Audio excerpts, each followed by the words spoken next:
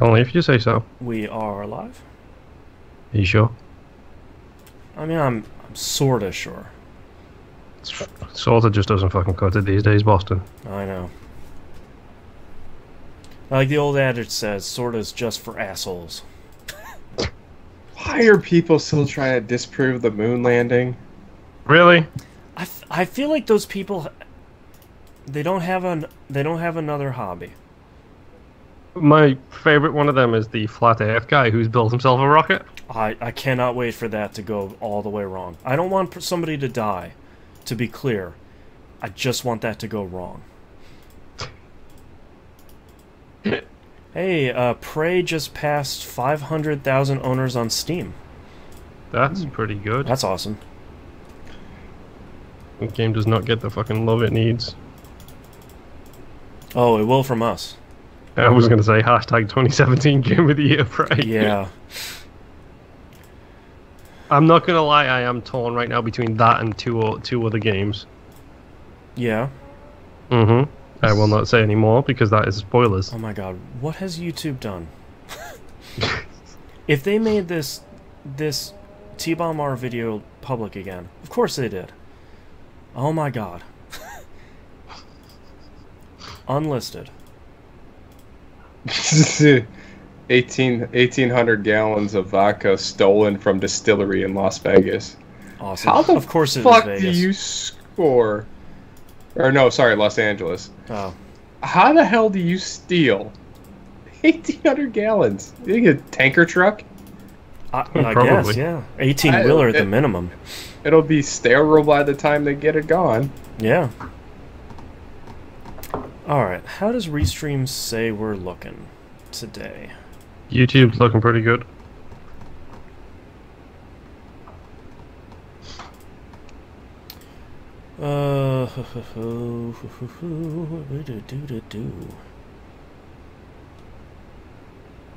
Yep, YouTube is green.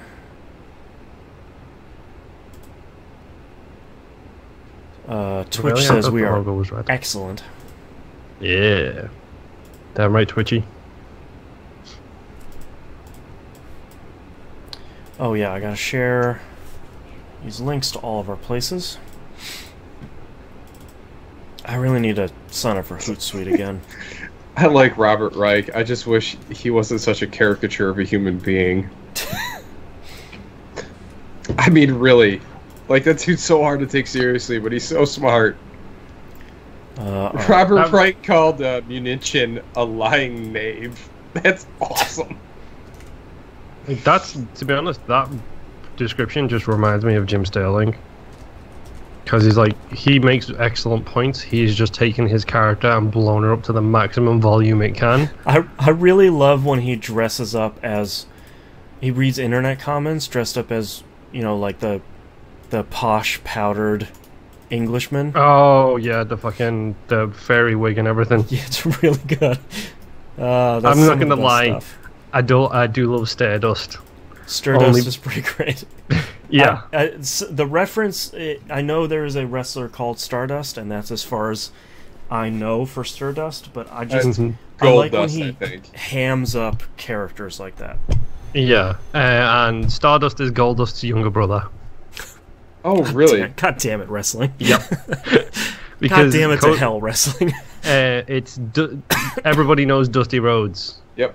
Yep. His eldest son, Dustin Rhodes, is Goldust. Yes. Oh my god. His younger brother, Cody Rhodes, went through an identity crisis and became Stardust. I'm not gonna lie, it's fucking fantastic. Like, Stardust is incredible. He actually got released like I think it was earlier this year by WWE, so he's now Cody Rhodes again, and he's doing jobs on the indies. But him as fucking Stardust was incredible. And fucking Goldust, man, give the guy mad credit where it's due. Dustin Rhodes, fucking in 90s, he moved over to WCW, left WWE, moved to WCW. Oh, American Dusty Rhodes. Yep. Put on a shit ton of weight. He is back as Goldust now in WWE. He is in his 50s, wrestling and performing better than he ever has in his fucking career. How old was The Undertaker when he retired? He retired this year, I believe. Yeah. He's got to be in his 60s. I think he is. He's getting up there. Let me look. Now I'm curious. Wikipedia, The Undertaker. The thing with The Undertaker, though, is The Undertaker was only wrestling once a year, and it was at WrestleMania. The Undertaker is only 52. Birth name, Mark William Calloway. Yeah, Mark Calloway. 52. I feel like that dude has been wrestling... Oh, he's been around for fucking years. It looks like he joined the WWF in 1990. Mm-hmm. That's crazy.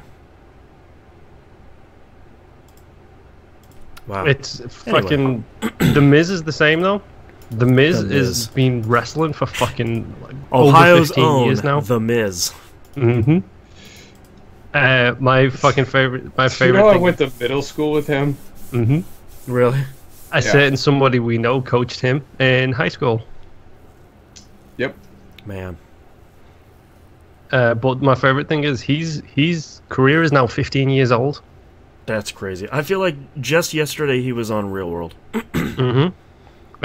Fun fact, he has had a longer, consistent career than Mick Foley did. Wow, that's sad. But hey, Dimebag. The Miz wrestles like... The Miz has got soft style written all over him. He doesn't take risks. He's not Mick Foley, who's jumping off the top of cells. Yeah, and cutting himself. Oh, man.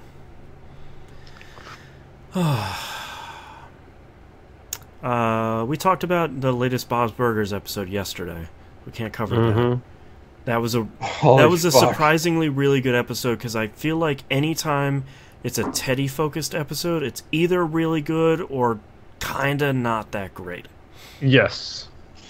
And that one was really good. Yeah, it was. I love Teddy. I haven't watched the latest Orville. My wife and I have started back over because she wanted to watch the show. How does she like it? She really likes it. I don't think I have a way of watching it yet. Sure you do. Yeah, it's probably on Vudu. Nope, it's not. I checked. No, it's there. I'll have a recheck, but last time you said that, I checked and it wasn't available to me. I feel like if you make it all the way through the first episode, then you're probably good. And it's only 45 minutes, but like... the joke I forgot at the end of the first episode is one that I won't spoil. It's when they defeat the bad guys, but I like when someone says like, "Oh, I would have just said you got wood," and he goes, "Damn, that is better." Yeah. I did start rewatching Justified though. Well, yeah. How can you go wrong there? I haven't seen the final 2 seasons, and show was so good. I just rewatched it too. I feel like I need to rewatch the first 4 seasons to get back up to speed to watch the last 2 seasons. Well, they're all so good. Like, well, it's amazing because there's technically, I would say that really follows three main characters' journeys through the whole show. And I mean, obviously you have Raylan and Boyd, but I think Wynn Duffy is probably one of the most integral characters of that show. Guy with the eyebrows. Oh yeah. Which one's he? He's the blonde dude in the tanning bed and drives around the motorhome. It rings a bell, but I can't remember his face. Probably one of the most unique looking human beings I have ever seen. Yeah. I'll probably figure out who it is as soon as he reappears. I totally forgot to put all the characters. I mean, the chief, Art Mullins, is just phenomenal. That guy does such a great job. I forgot how much I love the sniper guy. Yeah, like I just passed the episode, his first real episode, where it's the house burglaries, where they're digging into the houses to find the money for that guy who's escaped from prison, and he's like, "Oh, I don't have a gun. I wouldn't be here unless I had someone covering my back, and we've got an ex-sniper sitting out back just waiting for you to make a move." I don't see him. He's there. There's a great line that he has. He was a great line he has in, I think it's season 5, where you haven't seen the Florida Crows yet, have you? Mm-mm. Where it has Dale the Thug from. Oh, you probably wouldn't get that reference either. Anyway, the only crow I know is Dewey. There's a great line where there's a whole family of crows in Florida. So there's a line where he's following one of the crows around, and the guy pulls over. He's like, "Hey, man, I'd like to get some shut-eye." He's, "Is there any way I can follow you there?" He's like, "It's not how this works. I follow your dumb ass wherever you go." He's like, "Won't you get tired sitting in that car all day?" He's like, "Look, man, when I was deployed my second tour of Fallujah, we sat outside this guy's house for a month. This might as well be the Ritz fucking Carlton for me. And I'll be hard watching you squirm." Like, and his real deadpan little hillbilly voice. Oh, it's so good. "Oh, did you catch that guy?" And he's like, "Oh, you don't want to know what we did to that guy." All right. You guys ready to kick this thing off? Yep. All right. Let's get started in 3, 2, 1. Welcome back to another episode of That Video Game Podcast. I almost said the Bonnie and Moonpier. I'm your host, Boston. Joining me, as always, is Knobs. What's up? And Moonpier. Hello. 3 quick pieces of news here. Huge props. If you're listening to the fully produced episode, you probably noticed there's a new intro song. Musum was kind enough to not only make a break song, which you'll hear in a little bit, or an hour and a half. We'll see how it goes. But he also remastered the theme. So I really like the break song. It's really great. So thank you to Musum, and go buy his music if you like this stuff. He makes a lot of music, and all of it is good. So go check it out. Links to his stores will be in the show notes. Second off, we recorded our Game Club recap for This Is the Police. That should be out at the same time this episode is out. So go listen to that. And the community over on Patreon, patreon.com/E1M1, voted for our next game, which is Inside, made by the same fine team that made Limbo. I have a cat creeping up on me. So go play Inside. We will record. I think we have a 3-week month this time, so go check that out. And second of all, and last of all, did you guys get any good Black Friday deals on games? Nope. I didn't. Oh, I think I bought the Forza, and I don't know which email account that went to, so. Great. Actually, scratch that, I did. Jess got the Battlefield 1 Premium Pass for $10, I think. Oh, wow. So I now have that by way of proxy. Yay. We picked up Wolfenstein, the new Colossus, on early Black Friday deal for, I think it was... I bought the digital deluxe version, and I think it was like $50 for that and the season pass. Nice. And she picked up Need for Speed Payback as one of my Christmas presents, and that was like $35, something like that. That's not bad. I spent $80 and got 6 games.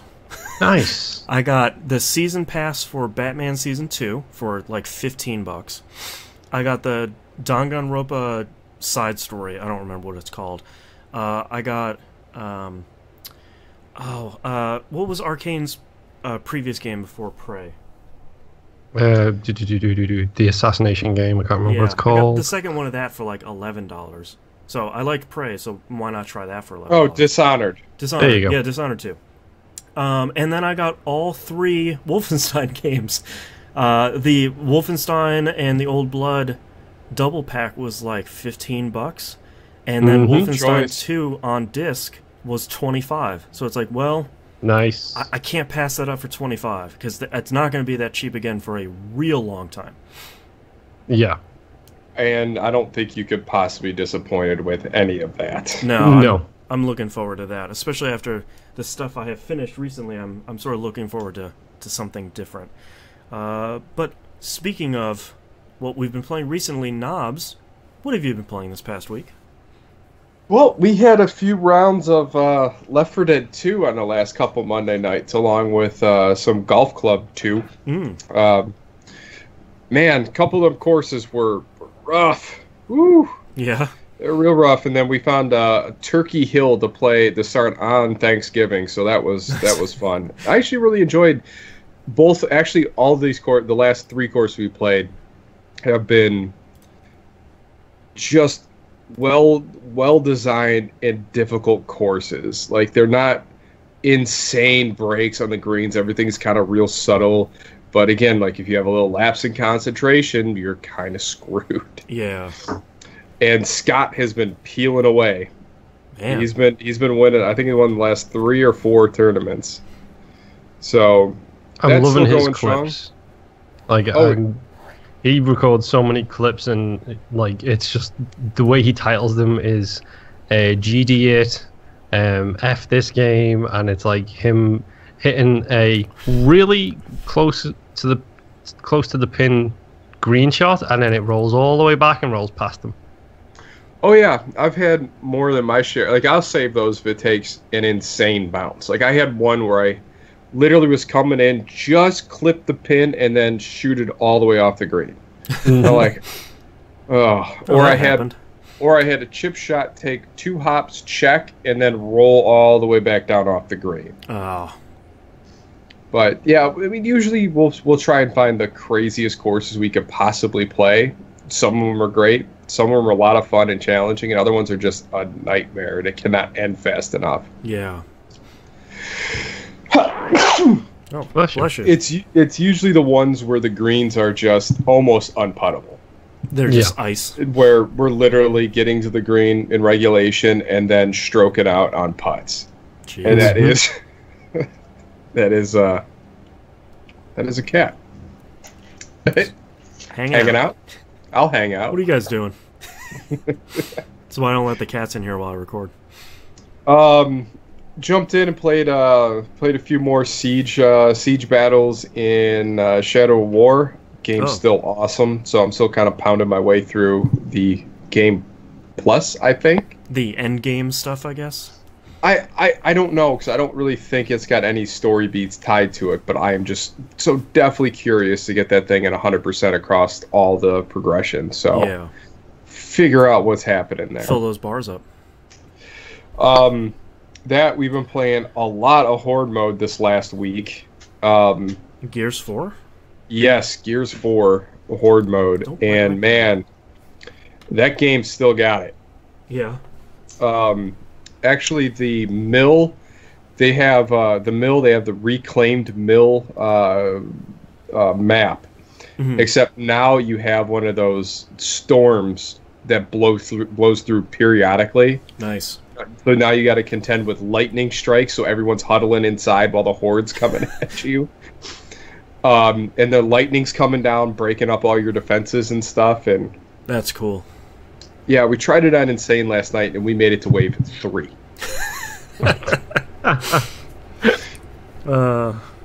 And then Donnie decided to exit out and bump it down the hardcore, which we finished, but didn't tell anyone we were restarting, so wasted a bounty card.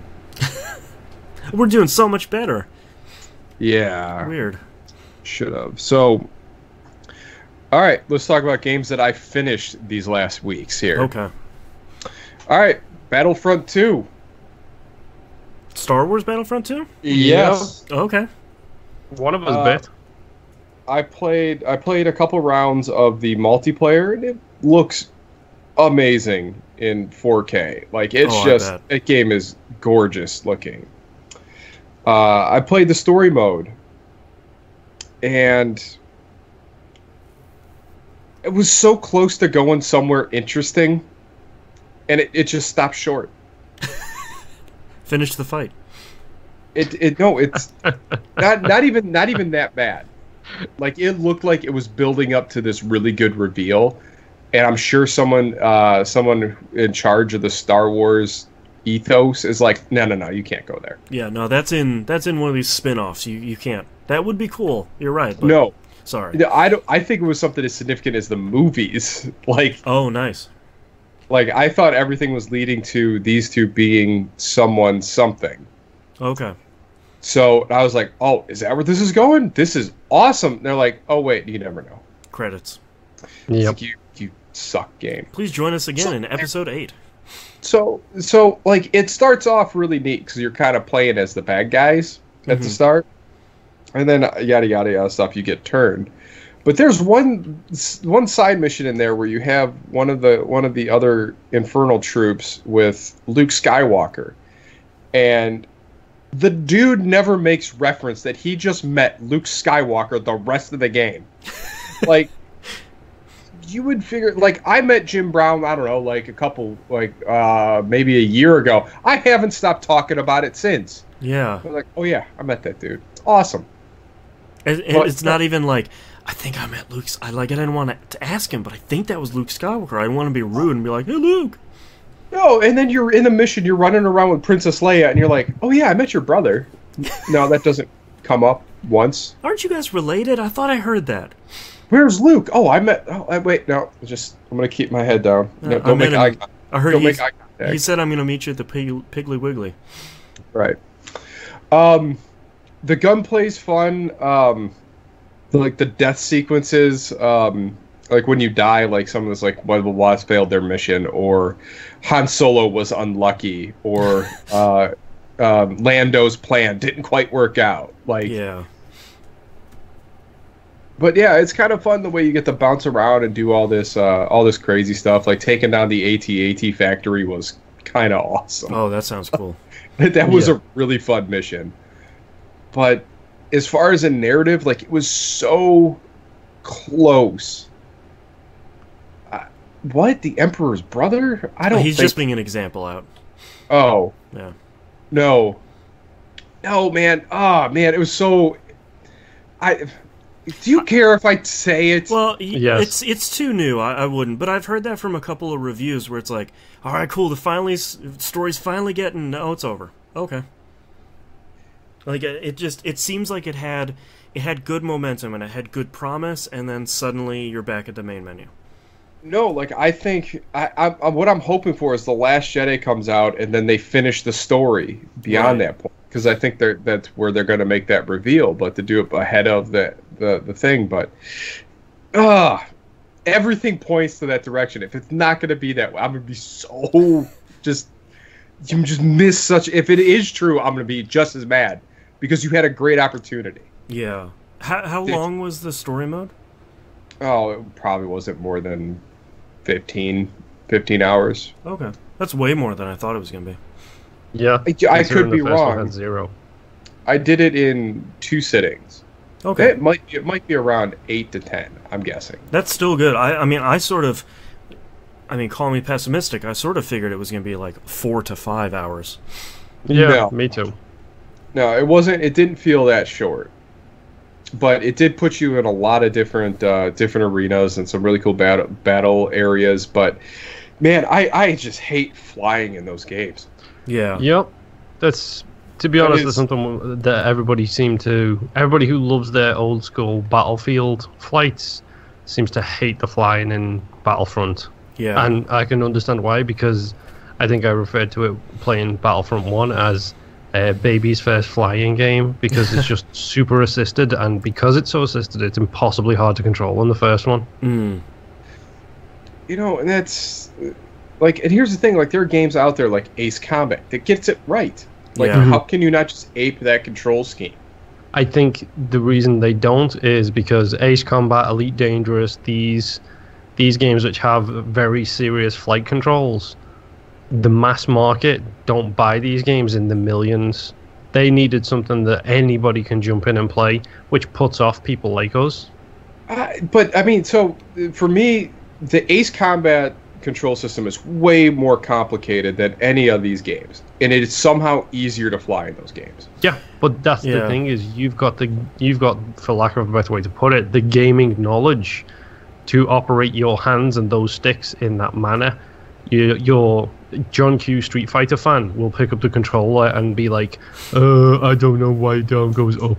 Well, and it's sort of a shame because an easier control scheme is good for the mass market, or is good for, you want more assists for people that might have disabilities, or maybe younger kids that are playing it. You want them to be able to play as much of the game as possible, but it's sort of a shame they don't have, let's call it a classic control scheme for flying, where it's sort of like, all right, let's take some of these assists off. Let's maybe move it back to some of the old Battlefield style and make it a little bit more complex. But even if you don't know how to play games like that, you can grow into it. If you already do, you can just say, oh yeah, let's turn on the classic control scheme. Okay, now I can fly stuff.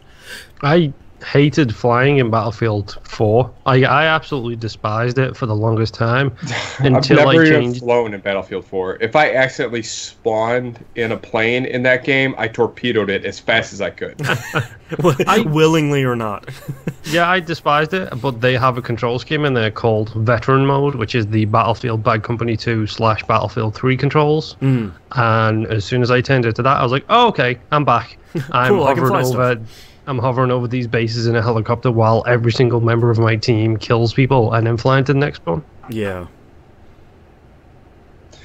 But that game, it has such... what's frustrating, it has the look right. It has the sound right. It has the characters right. Man, just do something with it. It doesn't... I mean, even if it's something outside of canon, like go like Republic Commando and have some fun with it.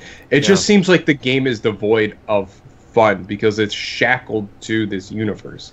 I mean, Republic Commando is a great example where so little of that game was actually had to do with any of like the Star Wars movie part of the canon, and that's why it was great. It wasn't like, oh, now we're going to do this mission.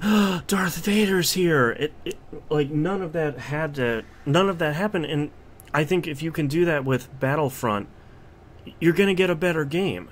Because, like Knob said, it looks like Star Wars. Like it perfectly captures how you want that universe to look. It just needs to get a fun game around it.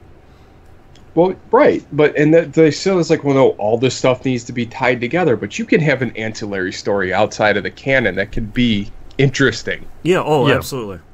And fun. It doesn't need to be shackled to this current timeline. Yeah. Which makes the frustration of the game even worse. But I don't know. If someone wants to play multiplayer, I'll hop in for a little bit. I'm not gonna say I'm gonna enjoy it. I will not say I won't play it. Yeah. It's not Injustice 2, so. Well, I mean, you spend the money and it's not uncontrollable, so you give it a fair shake for a little bit. Yeah, it's a shooter, and I honestly, for where the story, even though it fell short, it had some really interesting things. Yeah. Like with they had a scene or an area with Kylo Ren where he was hacking into someone's memory. And and then there's you're playing as Kylo in this other person's memory. That's just cool. Getting your way to so he can experience what you saw to pull out information without even talking to you. Wow. Which was kind of a genius way to do that. Yeah. All right. So now let's get to the good stuff. All right, because I know there's one game that Moon and I are probably gonna have to gush about for a little bit. But before I get there, Shadow Warrior did it again. What do you mean? That game is awesome. Did you play through it again? He played through 2. Shadow Warrior 2. Ah. I am so mad I didn't buckle down and push through on that game. Yeah. Because that game is incredible. Even better. What finally made it click for you? Well, it's not that it wasn't clicking. It was just... It kind of felt, oh, great. Now I got this girl's soul in my head. Now I got to deal with female Hoji the rest of the time. Right. Which wasn't the case at all. Oh, okay. So I kind of jumped to a conclusion really quickly about it, and every time I seemed to set it aside, I didn't quite hit the checkpoint, so I had to keep replaying the same area over and over again. Right. Which that area sucked, because I am tired of fighting drones in games. Yeah. I'm so tired of it. Wait, are we talking drones like zombie drones or drones like fly drones? Like fly drones. Yeah, okay. Like, yeah, I'm done with drones. the drones in Wolf 2 are hard to hit. Like, they were a pain. Yep. So, picture that, and they move more sporadically and shoot rockets now. Good. In Shadow Warrior 2. But this game just... man... it's really hard to put into words how much joy I have playing in this game. Because not only does it hold itself to its own things that happened in the first game, which most of those guys you beat the crap out of in Shadow Warrior, the big greater demons that you fight, and the chick that cries, I can't remember her name. She's the big antagonist in this game. Oh, really? Yeah. And you start finding out the reasons why they locked her away before, which now it's causing the two realms to cross over and just put an unbelievably fun shooter together. Man. And the arsenal is just bananas. Yeah. Now you have demon weapons, and now you're crafting... there's the whole... I didn't even get into crafting guns yet in this game. So there's crafting weapons, crafting weapon mods. I was just using one, and it drops. Every enemy just vomits these things out. Yeah. So you're never short of things to mess with. But the arsenal is just amazing. And some of the boss fights were great. The last boss fight had a great hair metal song playing the entire time. But did you play any of the co-op? No. Okay, because I heard basically they made a first-person shooter Diablo. Like, it's fully randomized. Like, you're running up against enemies that have... This guy has fire attacks, and he has a damage shield, and all that stuff. Oh, yeah. Like, I had every element. It was like playing Borderlands. Like, it scratched this weird Borderlands itch to actually having instead of, only having 4 guns to switch from, you had, like, 9. Okay. You had, like, 9 points of a throwing star. So you had all these different guns and melee weapons and stuff. And the Hoji sword was great. But it's... The line in this game that made me love this game even more, after you're heading into the last conversation in the game, and one dude is really upset you just killed something, and he Lo Wang comes out and he's like, "I just had to tend them rabbits, George," and that's pretty good. I lost it. For those that don't understand that reference, you should have had to read that book in high school. Yep. It's from Of Mice and Men. Yeah. I tend them rabbits, George. I'll tend them real good. Meanwhile, he kills every rabbit he touches. Yeah. That's pretty good. Yeah, and even get in weird and random firefights, like in the worlds and exploring and stuff. Like, you'll accidentally kill one of the bunny lords. And as it mutates into this monster bunny, it starts playing thrash metal while you're fighting. That happened to me once in the first game, too. I was just like, why is there thrash metal? Why am I dying? Yep, and then there's a black bunny rabbit at your feet. Yep. Oh, it turns this grotesque thing. It's like, not only will it take your life, take your money, it'll take your woman, too. In its description. Great. Shadow Warrior 2 is great. That is going to be way high on my list this year. Nice. Because I did not expect that. That game was huge. Yeah. I mean, it was way bigger than I was anticipating. So it was just even beelining it. I think I probably dropped about 45 hours into it. And that's what I heard when it came out, because they were really focusing on the co-op, and they wanted to make the game more interesting than the first one for co-op. So they made all the level design truly random, so that you and your friends could just hop in and get your weapons and almost play it like a randomized Borderlands. And for some reason, when it came out, everyone was like, okay. I really want to have someone to play this game with, because it is awesome. Yeah. Like, I really want to see what other crazy weapons somebody else has in this game. Yeah. Because, I mean, I got, like demon mortar launchers, machine guns. I got a skull chain gun that screams as you're firing it. That's awesome. Like, I forgot this came out this year. It came out in May. Yup. Yeah. It came out at a 2-pack with Shadow Warrior 1 and Shadow Warrior 2 for $30. Yep. That's what I picked it up when we were doing Game Club, because I already own it on disc. Yeah. Like, man, it's great. That game is unbelievable, and I had a lot of fun. And the melee weapons still work. Yeah. So you even have like two-handed melee weapons, and then you got your swords and whatnot, your katanas. And what happens to the Nobutsu or Kage is hilarious. Awesome. So after the first, I don't care. I'm going to spoil this for everybody, but it's such a good joke. So you're talking with like the wizard blacksmith that's in this basement or whatever, and you're at a forge.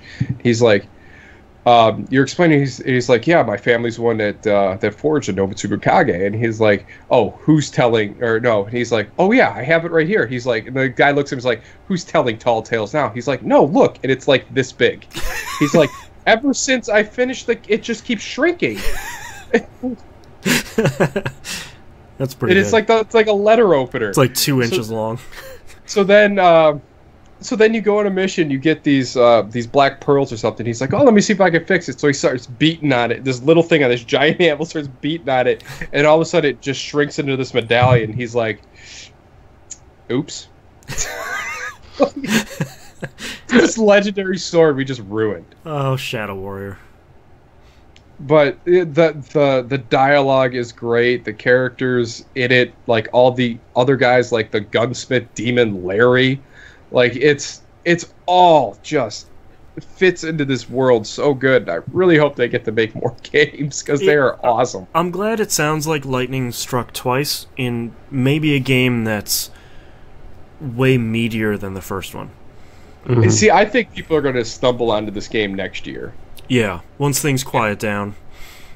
And they actually have, room and time to play it, because I can't imagine 2018 is going to be better than 2017 at this point. It's a shame that gifting on Xbox One and PS4 isn't better like it is on Steam, because it would be so great to just, like on Steam, pick up a 4-pack of these things for...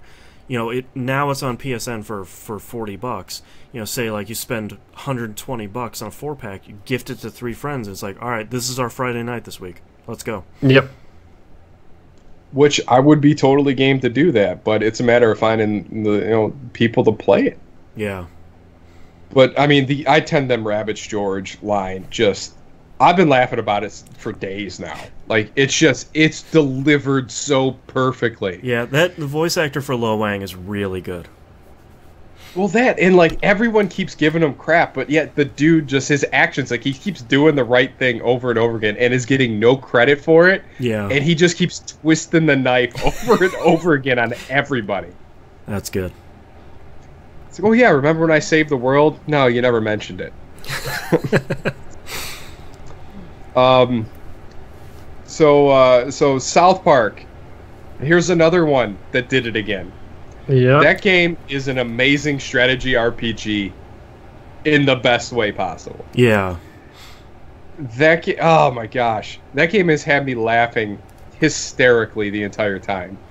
And I've been screenshotting some of the weirdest stuff that I've come across. Like the artisanal strippers. Yep. Locally sourced girls, I believe, is on that same screenshot. And the building next door is the locally sourced guns and artisanal arsenal. Like, so not only is it like that, those nice jabs at the PC culture, and it's awesome. It really is awesome.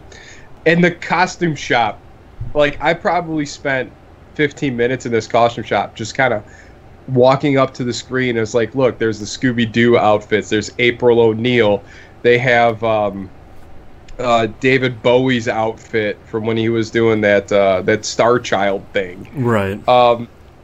Prince's outfit, they got Smash Mouth's hat from Fat Albert, and Hunter S. Thompson's hat, like right next to it. Like there is so much stuff. They have the Great Race with the guy, the dog that goes it laughs, that hissy laugh. They have all this stuff in there. It's like, man, who took the time to render all these costumes? Yeah. And they all like stand out like that could not be anything else other than that. Yeah. The gameplay's great. I can't believe Ian hasn't spoiled any of this game for me, even though we've talked about it a lot in as vague terms as we possibly can when we were playing Gears last night. But the game at its core is really interesting and really good. Oh man, who did Cartman called me Tom Brady because I guessed a code to a door right. He called me a cheater. That's awesome. Because there's no way I could have known what that is. But, come on, it's a church. It's kneel before Jesus. Like, what else could that be? Yeah. And, like, it's got the little lines, like, on the number code of the words it's going to say. Like, yeah. So all the passwords are coded like that. Well, so far I've only run across 2, but whatever. They just craft such a good world, and I was really nervous that this wasn't going to be anywhere near as the Stick of Truth, and it is better. Yeah. This is way fun than Stick of Truth. Really? Oh my god! And granted, I really like the fantasy stuff that they did in that game. They've done the superhero world way better than anything I could do. Yeah. Jimmy is the Flash, the guy with little walking sticks. Right. And he just he's warping everywhere. He's your fast travel. That's pretty great. Yeah. Oh man, and the Scotty, the diabetic, super diabetic guy, or you have Craig. So the part that's killing me more than anything else. So Craig's dad is into Amoe pictures, which are those weird compromising pictures of people, like in anime style. So there's all these pictures of Craig and Tweak just all over this world that you keep collecting. Oh, I've seen the Yowie pictures. Yowie, that's how you say it. Yeah. Okay. I didn't know that. I haven't watched South Park in like 10 years, so I didn't know that was a thing. But yeah, apparently you collect some boy love pictures around the town. Oh, wow. Yeah, Jimbo Jago's he's like, well, I'll get you there quickly. Like, it's... He's so perfect. And then you got Timmy as, like, a Professor X Start character where he goes like this and, like, he's talking perfectly clearly, even though all he says is Timmy. And all of a sudden he teleports across the land and he goes, Timmy! Like, I cannot believe these characters are this good for a game like this. Oh my god, and Stan's dad, well, you have a boss fight with Stan's dad where he's red wine drunk. So his pants are on his ankle and he's throwing bottles.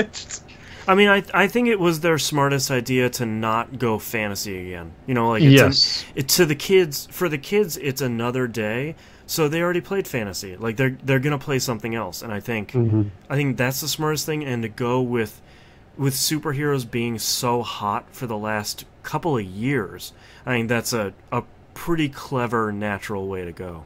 Well, it opens up with you back in the fantasy world, and then all of a sudden they just switch on a dime like kids do. Yep. Oh no, we're doing superheroes now. Yeah. It's.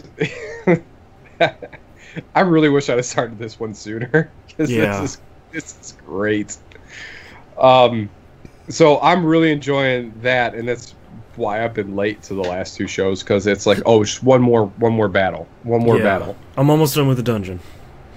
Like literally, like we went to record Game Club. Like all the battles been really quick except for the one I started just before that. Where I literally had to fight my way through the strip club with a giant stripper doing butt slams, chasing me out of the building. And it's just it's so good. And the stupid social media, it's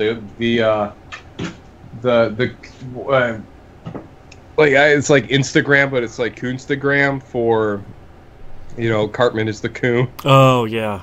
Oh jeez. So you run around town taking all these selfies, getting your followers up, and depending on how many followers you have, if someone's willing to take a picture with you, so you get this social media thing to it. And you're getting these weird text messages, like the PC principle.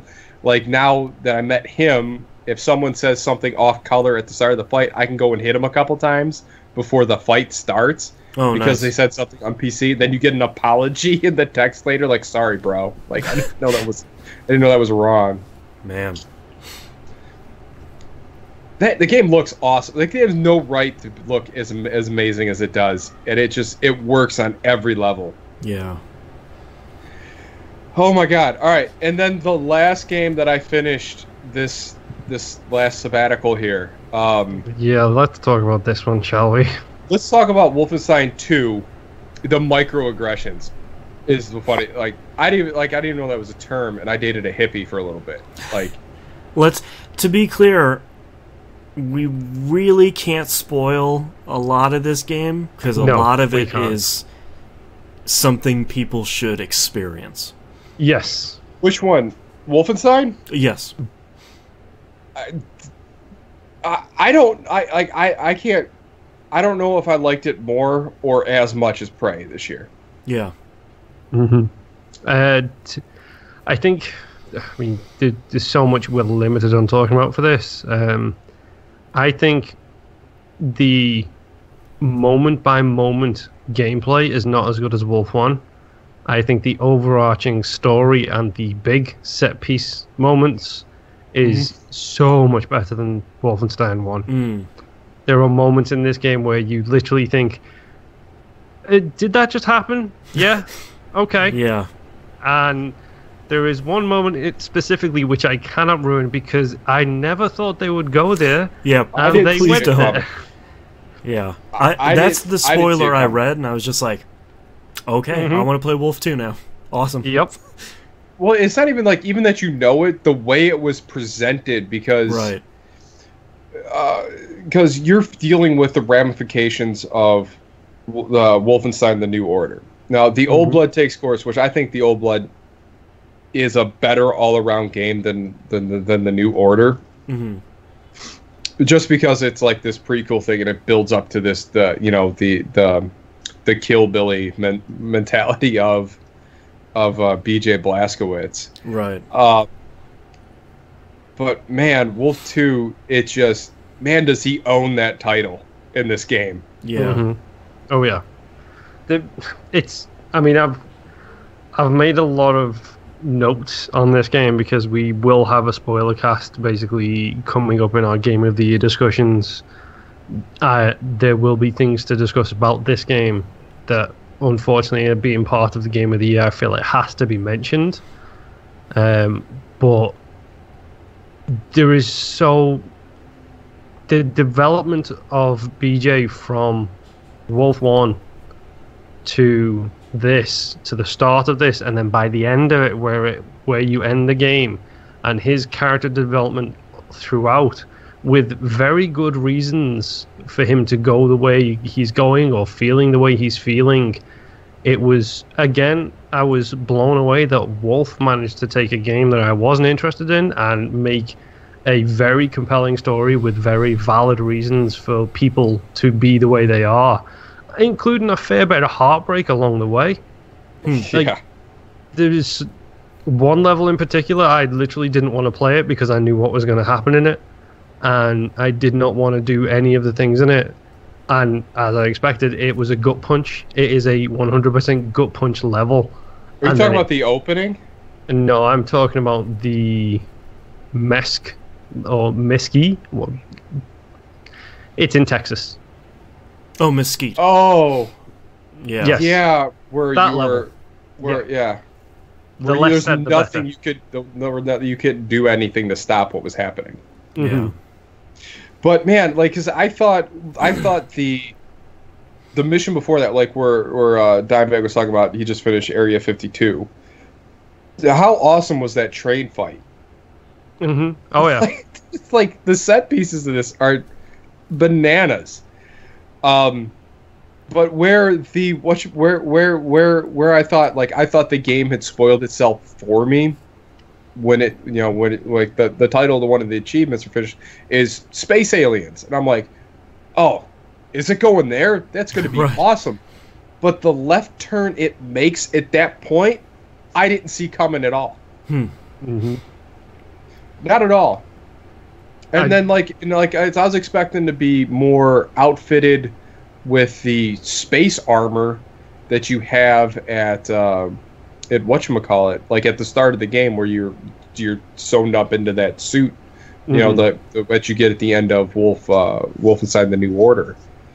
I was expecting to be more of a powerhouse at that point, but, man, where that goes at that point, and you have a choice between 3 different upgrades, and I could see how that game could play wildly different. Oh, it genuinely does. Me, you, and funnily enough, also my wife picked 3 different upgrades. She picked the battering ram shoulders? She picked the battering ram shoulders because my wife is not a stealth person. My wife is not a let's find an alternate route. My wife is there's the objective, I'm just going to sprint there. She's the Kool-Aid man. Yes, she is. And that upgrade makes you the Kool-Aid man. And every human who stands in your way turns into the wall. Nice. It's ridiculous. I was so close to picking that one because you have your choice between like these weird augmented shoulder pads or a constrictor, which kind of smushes your body down to the size of a rat, so you can go through the small vents, or you got the stilt legs, which the one I picked to get up high because I like to jump in the middle and then John Wick everything, like 2 shots, get 1 shot on the leg, next one in the head. Right. Yeah. Because I primarily use the one scope on semi-automatic for that gun, almost exclusively, until I was able to peel through everyone with that shotgun. Yes. Let's talk about games with great shotguns, shall we? This is no disappointment from previous Wolfenstein incarnations. Nice. Nope. The fully cylindrical nature of it was fantastic. The rotating barrels was amazing as well. And it turns into a death machine as soon as you have 2 out. It's, oh, hey, you've got a bunch of armor, now you're dead. Nice. Oh yeah, it doesn't. Any one of those mechs landed in front of you, dual wield those shotguns, and you're putting anything down. I actually went for the Constrictor, which is the more stealthy approach of the 3 upgrades that we mentioned.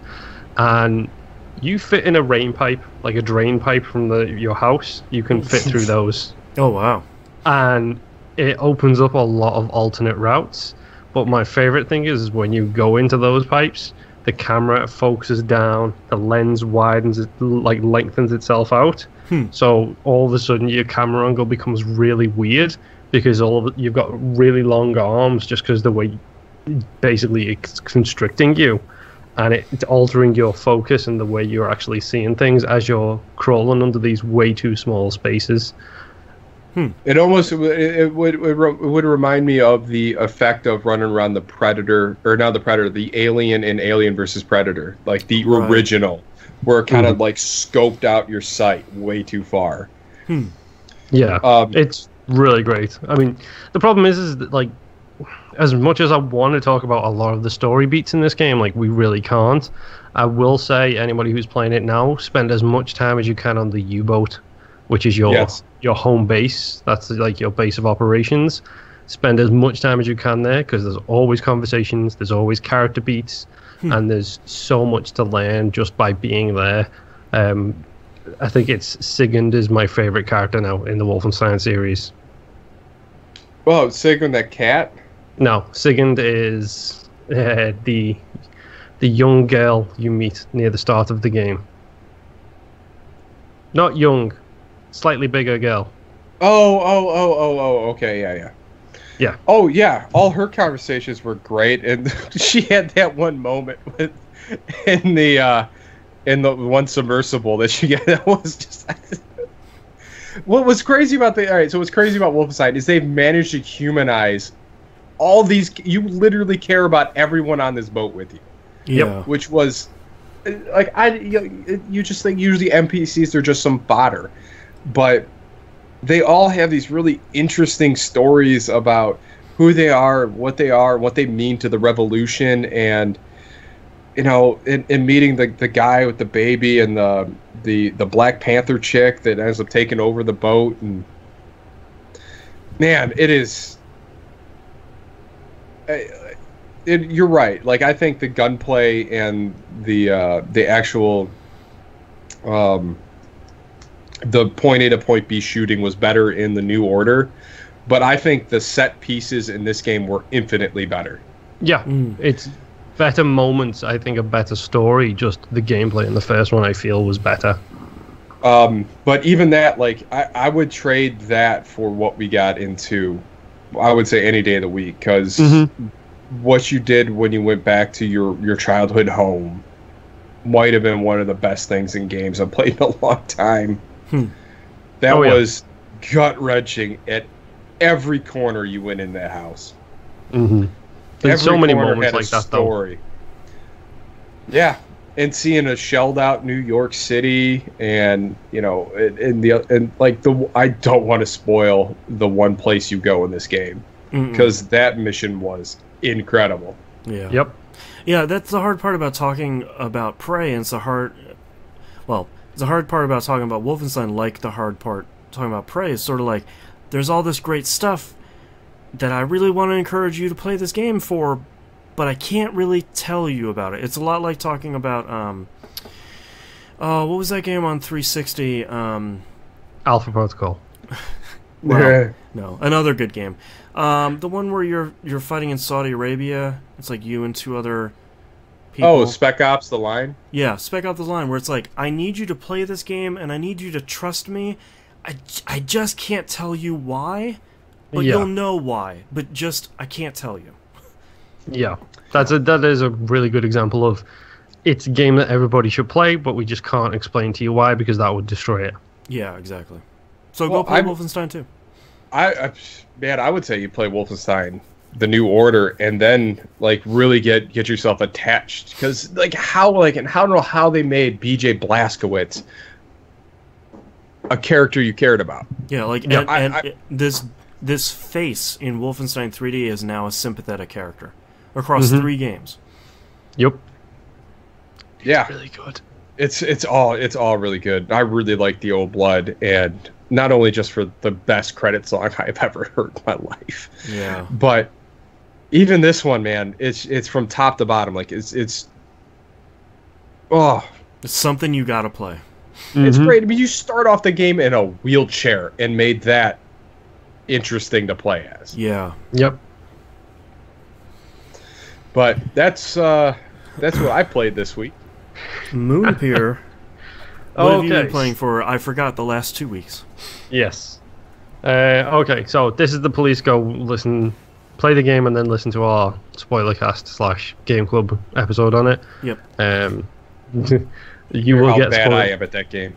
Yes, you will get spoilers for 2017's Game of the Year in that, I tell you. Right.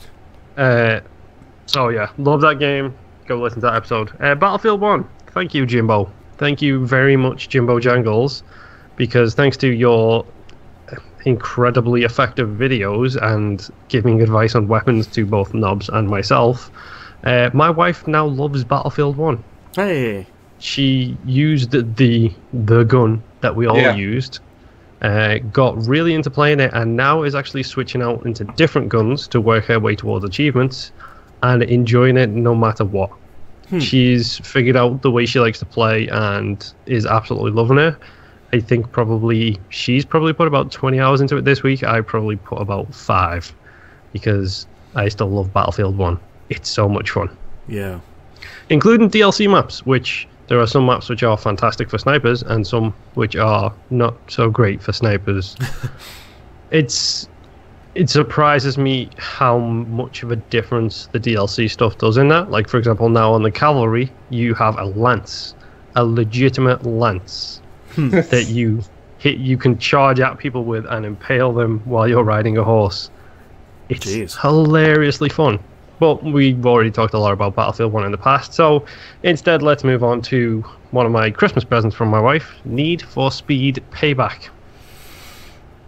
Yeah. So, do we want to start with the good, the bad, or the ugly? Let's start in that order, though. Let's sell it a little bit here before we crash the dreams. Okay, so let's sell it a little bit. It's a very arcadey racer. It's basically on the level of Burnout Paradise, slowed down. So Burnout Paradise was a very simple game to control. Hold the accelerator and never let go. When you need to turn a tight corner, just keep hold of the brakes for slightly longer and drift. Dead simple. Super arcadey. Payback operates pretty much the exact same way, with one exception, which I'll get into in a little bit. But it's super easy to control, super easy to drive. It's not realistic in the slightest. Yeah, so, it's like we thought. We thought it was going to be a summer popcorn movie. And so far, that's exactly what it is. Which, to be honest, it's hit me at about the right time. I've flown through some very serious games recently. Wolf 2 being one of them. My next game being another one of them. And it's good to have a dumb switch off your brain and just drift around every single corner, no matter how severe the turn is. So it's actually surprisingly pretty good in that front. The ugly we'll go on to next, actually, because do you guys remember the beginning of, I think it was Far Cry 3, specifically the intro video where you hate every single one of those people? Oh yeah, where they're like shooting their vacation. Yeah, and it's like, my brother's a pilot, woo, vodka shots, all that kind of stuff. That's the crew that you're working with. I had forgotten that, but yes. That is the cast of characters you are playing with, except they all stick around. Go ahead. It originally seemed to me like it was they were trying very hard to make a Fast and the Furious game, but it seems like they really missed the mark if you're saying the characters are like that. Yes, they did. Because the main character is called Ty. He has no personality. His personality is basically, it seems like he is one of those people from that Far Cry video. Okay. He's a white dude. Yes, exactly. White dude, like, number 330. He was all about enjoying his life and, going out doing some races and so on and so forth. Living plur, bro. My favorite thing about it, I'm not going to lie, is how ridiculous this thing is. The city is called Fortune City. All right. It's basically Vegas. The person you team up with at the start of it is called the Gambler. Oh, okay. Yeah, sure. Yeah, let's just hit all the marks. The big evil corporation is called the House. Jesus. But the house always wins. Blam. Yes, the head of the house is called the Collector. Oh my god. It's like... It's what you expect. It's cliche mania, basically. It's... Kid decides he wants to... do a heist with his buddies. One thing I will say, the enforcer of the group is the girl, which I really, really like. The fact that for once it's not one of the dudes, it's the guy who likes to ram cop cars off the street. Right. It's the tough as nails girl, she's the best character in the game so far, because the guy who likes to drift is a black guy from England. Okay. Who has the worst Cockney accent ever, and I'm pretty sure it's Liam from Mass Effect Andromeda. And he's my least favorite character in Mass Effect Andromeda. Well, he's back. Yes. And he is as cliched as you can be in this as well. Same with Ty. Jess, ironically enough, the girl, is the only character I'm actually enjoying so far. Okay. So, gameplay-wise, I don't know if it's okay to say this word, but I'm going to say it, and if it's bleeped, it's bleeped. This game is a bastardization of about 5 different racing games. Oh boy. Oh no. Let's put them all in a pot and see what comes out. Whoops, it's poison. It has the neon colors of your Forza Horizon. So the neon displays, the pastel colors, that kind of thing. Or everyone's favorite, blur. Yes, or bullet. It has crash cams, just like Burnout used to. Oh. Like when you ram somebody off the road, it's a crash cam. But it runs into the problem that all of these games do, which is Burnout didn't have licensed cars. So in Burnout, when something crashed, by the end of the clip, it was literally just a frame sitting on the floor. Yeah, it's just a metal cube. All of these cars are licensed. So when you crash, the car doesn't get damaged at all. The windshield shatters and you get little dents. That's it. You just did 17 barrel rolls down the highway, and you're telling me that the only thing that happened was a little dent and your windshield got shattered? Yeah, you kick out your windshield and you're good to go. Okay, what else is there? Let's see. There is the crew it is taken from, where one of my favorite things about the crew was when you're going from point A to point B, they have little challenges along the way. So it's like, yeah, I might be driving all the way across America right now, but hey, here's a speed challenge and a tag challenge and a jump challenge. I'm just going to, do these as I drive. It's progression at the same time. In the similar style to that, it also has the crew's upgrade system, which is you do an event, you do a race, you get a little card. That card goes and gets slotted into your vehicle. It increases whatever, drivetrain, turbo, boost, ECU, whatever. Okay. The crew hands them out like popcorn. It's like, hey, everybody gets one. You get an upgrade in, you get an upgrade in, you get an upgrade. It's killing a boss in Diablo where just stuff just explodes out of it. Yes, it's Chromax from Borderlands 1. Right. It's literally, you do something, you get an upgrade. All of the time, the progression is solid for the crew. You're just constantly improving the car. It doesn't reward you for those challenges. Oh. For those challenges, you end blank out of 144 stars. Total stars out of 50. Or stars out of 500. Next, redacted in 50, 48, 47, 46, 40, 45. I specifically say redacted because I'm going to talk about this in a couple of moments. It's fun, but it's not great. This is the problem I'm running into with Payback, is it's fun to play, but there are very, very, very serious drawbacks to this game. And you want to talk about Battlefront 2, which Nobs didn't bring up, which meant it clearly didn't affect Nobs. He didn't feel any issue, probably because he didn't play much multiplayer. EA Battlefront 2 has had a lot of issues recently with microtransactions and loot boxes. Yep. Something I didn't know. Need for Speed, Payback, microtransactions, and loot boxes.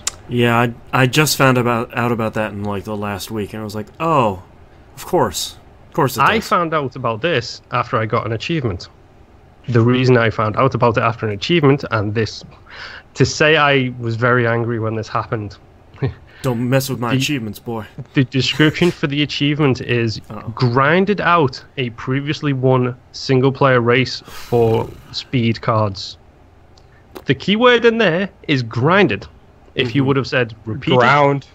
Yes. If you would have said repeated, if you would have said redid, anything along those lines, and I'd be fine. The fact that it's specifically phrased as grinded immediately made me start to question things. So the rewards you get for doing those challenges along the road, they're called shipments. Oh, no. You get base shipments every time you level up your rep, and every time you get a certain number of stars. There are premium shipments that can only be bought with speed points. Speed points is a microtransaction you pay real-world money for. That sucks. It gets better. Oh, good. The crew, when you play the crew, if you buy a brand new car, you get that car at stock. So, off the factory line, this is the car. Right. You pay in-game currency in the crew. Let's say your current level of your car is 600. You can immediately then say, okay, I just bought this car for 30,000 in-game credits. I've got 700,000, so that's fine. I want to immediately take that from the point I'm at from stock to the point I'm at. It's an additional 10,000 credits. That's fine. That's fair. Straight away upgraded, straight away that's the car I'm using. In Need for Speed Payback, the only way to do that is by going out and redoing all of the races you've just done for that class of car, or buying shipments and getting speed cards from doing it that way. Why? Now, you can go to a tune shop and buy speed cards, but you do not get the in-game currency at the frequency you need to based on the speed of the cars I'm getting. Go figure. If only you would spend $5 as a great value, you get 7 crates. Yep. And the best thing is whenever you collect one of your free base shipments you got for doing any of that stuff, it says, oh, premium crates get 2 additional items. Of course they do. And a lot of the times, all they spit out, and this is the part that really kills me, and thank you, Jim Sterling, for phrasing this the correct way. When you buy the crates, you don't get speed cards, you get part tokens. The part tokens, you roll for a speed card and hope it's the one you need. So it's like double RNG at that point? Yes. Great. And it costs 3 speed cards, or 3 part cards to do 1 roll. And my personal favorite thing, you get 1 part card for trading in a previously bought speed card. That makes no sense. This is the preying on the gambling style. I can't swear. I really want to swear right now. You have no idea. Well, I mean, it's the stuff we've been seeing this year. I mean, we were talking about Jim Sterling and the Jimquisition before the show, and he brought up a really good point about Destiny 2, which is, you know, he's a person that says he has trouble with these systems because he has trouble stopping himself from gambling. So Destiny 2 is especially nasty for him because you get your Bright Engram and you bring it to the place where you buy stuff with real money. And, oh, look at all this. I mean, maybe you got something you wanted from the Bright Engram, but look at all this other cool stuff if you'd only spend some money. And it sounds like Payback is working on a similar system where it's like, I mean, you got all these cards and we're sort of trading them and we're working on this, but man, wouldn't this just be easier if you hit the Y button over there and just popped $5 in this game? It'd be way faster, way easier. You just upgrade your car. And it feels like protection money at some point. It does, but at the same time, what bothers me is the progression of that game has been affected by the nature of these things being installed in it. That's why I didn't care about the randomness with the crew, because I did one of these little drive from A to B events. I got a reward. Was it good? No. Sell it. Was it better? Yes. Great. I'm going to immediately equip it into my car. And on a long drive, like, there's some missions in the crew which, if you drive from East Coast to West Coast, I think that's like about an hour and a half worth of consistent driving. You could probably get 20 to 30 upgrades on that route, and then literally you buy a new car, immediately upgrade it to the level you're currently at. That is fine. That's fantastic.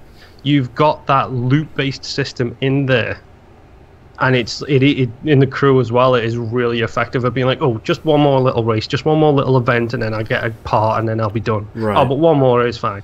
That's fine. That's a gameplay loop that's really, really good. In this, it's like, I don't want to go out and do this 2-minute race, which is like, for example, I got a new off-road vehicle that starts at level 100. I go to the loot shop. It has a limited stock, which takes time to refresh. Oh my god. So even if I go there and drop 100,000 of the in-game units on new parts, it's still not good enough, and I've got to wait 5-10 minutes for that shop to then re-up its stock, so then I can go back and upgrade my car some more. You and I were looking forward to Forza 7 when it came out, and when we heard that, you know, they gutted and radically changed the mod system, both you and I said, well, we're out. That's core functionality to the game, and you cannot fairly replace that with loot boxes.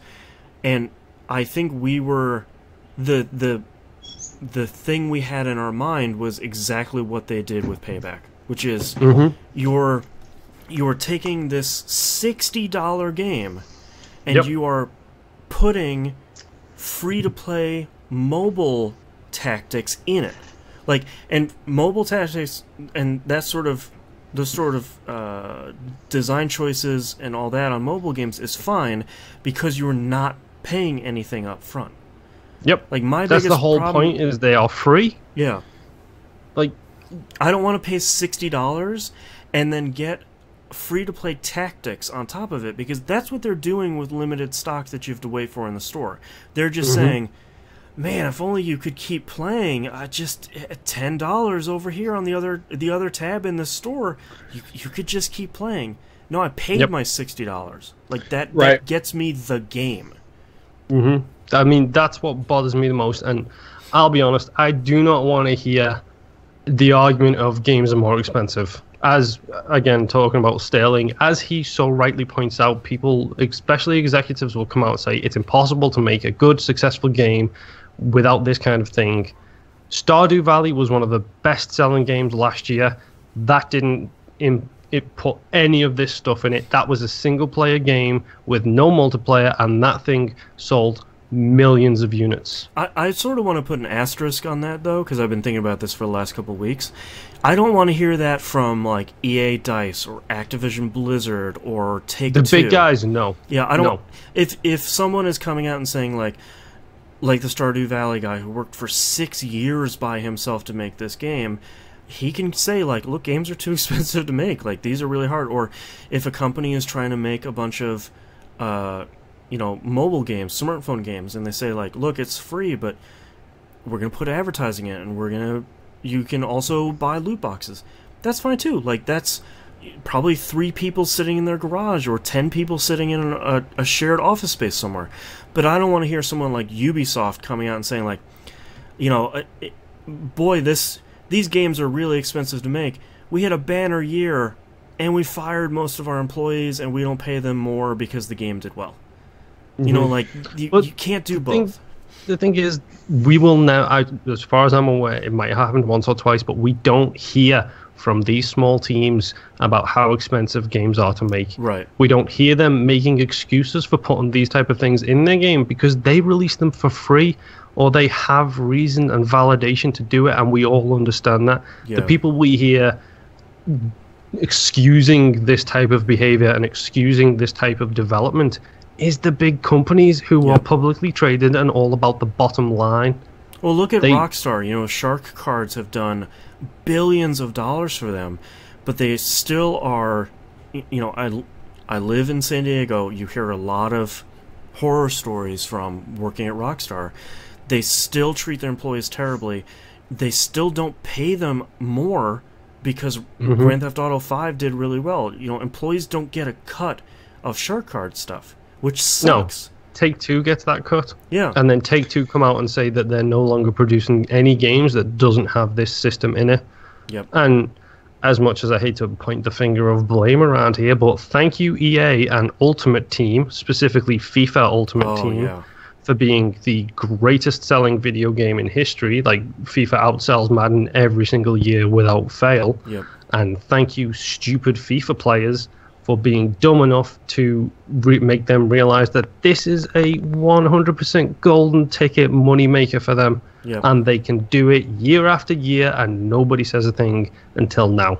Well, I mean, it happened this week too with the stock markets weren't very happy, and investors weren't very happy with EA dropping the microtransactions and star cards from Battlefield 2 until EA came out and said, I mean, that's not going to really affect the bottom line and the profitability of Battlefront 2. I was like, okay, if it's not going to do that, why is it in there in the first place? Yeah, it's just because it's a cash grab. Yep. It's the same thing along with any type of regulation. It's like a company cannot be trusted to do the right thing for the consumer. Right. Yeah, they are beholden to the shareholders. It's the business. Yep. And for them to cut that out, they're cutting out a revenue stream that's relatively easy for them to reproduce. Mm-hmm. Yeah, and it's a shame that it's in something like a Need for Speed game. It just doesn't, like we were talking about with Forza. It's a shame it's in games like this. And if you're going to do that stuff, make it free. Yeah, my personal favorite thing is it's a single-player game. There is no co-op. There is no online. No competitive PvP multiplayer. There is competitive PvP multiplayer in it, but it's a completely separate mode. It's a completely separate thing. You do take your cars into that. Sure. But it is a separate thing You're not from the single strapping player on an game. exotic gun you got out of a loot box to shoot the other cars. As far as I know. You are not as of right now. It's not shooting the red shells. Yeah. Yes. But no, the worst thing is I'm actually having a little bit of fun with this game. Like, I'm actually enjoying it. Not for you, but that makes it worse where there's this great game that just has this giant 20-ton ball and chain hanging off of it. Yeah, and I mean, I'm going to continue to play it. I want to beat it because I want to know if it's going to be number 10 on my list or F you, get the hell off my list. Right, or if it gets kicked off the ledge. Speaking of which, my final game in this super bumper episode today, Assassin's Creed Origins. So, I beat the single-player story of Assassin's Creed Origins. Okay. So you're done with Assassin's Creed? No. I'm not sure. I'm having a little bit of network issues here. I'm not sure if it's everybody or just me, but we'll see. So, Assassin's Creed Origins is really, really good. Like, surprisingly good. I feel badly because I'm sort of waiting for the butt to drop. Hashtag title. Hold on, let me just write that down. Yeah. Waiting for the butt to drop. I feel like that's been our episode this week. It's like, yeah, it's been good, but loot boxes. But it's super short. No, this is super long.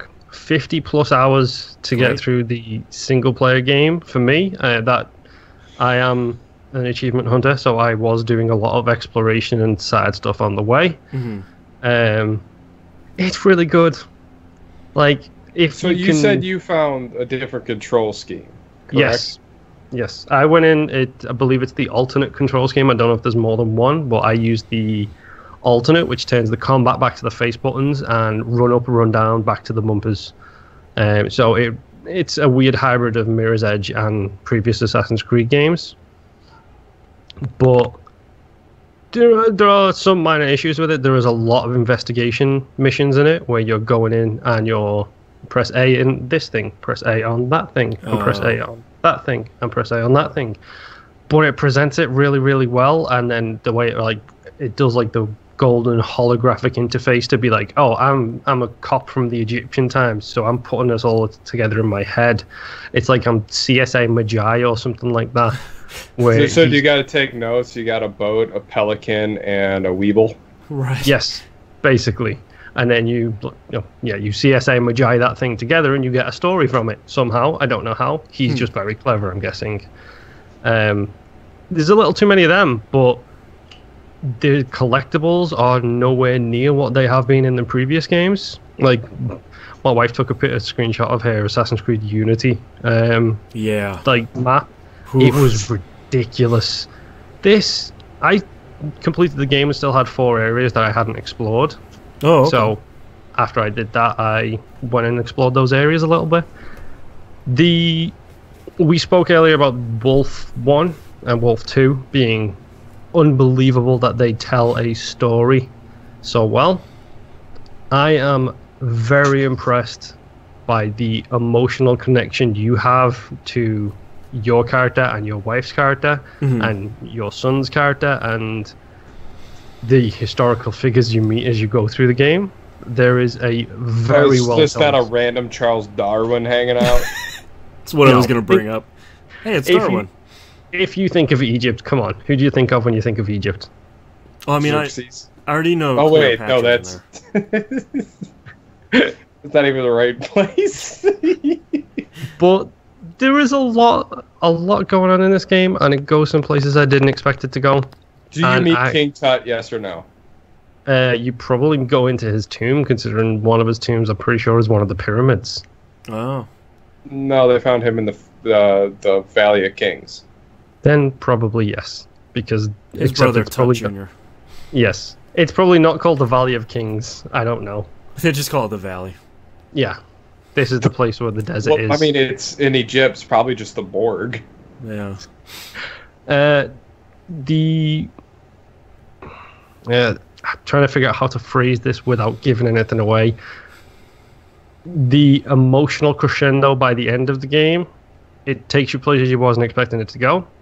It takes you locations you weren't expecting to go, and it makes you feel in a way I didn't expect to feel by the end of the game. Again, I will have to be more specific about this in a couple of weeks for our Game of the Year episode. Hopefully not spoiling too much, though. No, not spoiling too much. Okay, are there giant alien people, yes or no? No. Well, actually, wait. Well, I don't know. It's a prequel to the whole thing, so... Yes. Maybe they gotta show up sooner or later. I mean, they were there with Adam and Eve. They're at the beginning. Let me correct this. There are not giant alien people. There are giant alien voices. I'll take it. There is a few of them that just sounds like higgledy-piggledy that I don't understand what you're saying to me. And using the laptop in the Out of Animus stuff, you can actually reread what they say to you. Oh, cool. Speaking of which, Out of the Animus stuff, also really, really good. Like, way better. It's not as long as it should be. It doesn't have as much detail as it should be. It never is. I think that's why we like it so much. Yeah, because it's basically, here's a 50-hour game, here's this 1-hour section that takes place Out of the Animus. Right. And that goes places I wasn't expecting it to go as well. That's exciting. Saying no more. It's literally saying no more about the Out of the Animus stuff. But yeah, I really like Assassin's Creed Origins, and that is definitely going to be on my Game of the Year this year list. And that's all I've been playing. Over to you, Boston. Alright, I finally finished Chaos Child, and thank you, Jesus, I am free. I wrote on Twitter, I think it was yesterday or the day before, I'm going to have a really hard time talking about this game because I loved it and hated it in equal measure. So I've talked about it a little bit. I'm definitely not going to spoil stuff because it's a visual novel. All it has is the story. Can I just say, by the way, reading you and Mina's conversations on Twitter about any type of game is hilarious. It's like you're speaking a foreign language. Yeah. The Danganronpa games are pretty bad for that as well. Yeah. So I made 3 notes here because I wanted to make sure I talked about all 3 of these. Because as much as I like the game, it has 3 really big major problems. The first one, most disappointingly, is the translation. It's really not good. It is serviceable. And it's... Didn't hear any of that, by the way. Yep. Oh, am I cutting out? A little bit. Okay. Let's try that again. Do I sound okay? Yes. Sound great. Okay. The translation is often... It's serviceable, but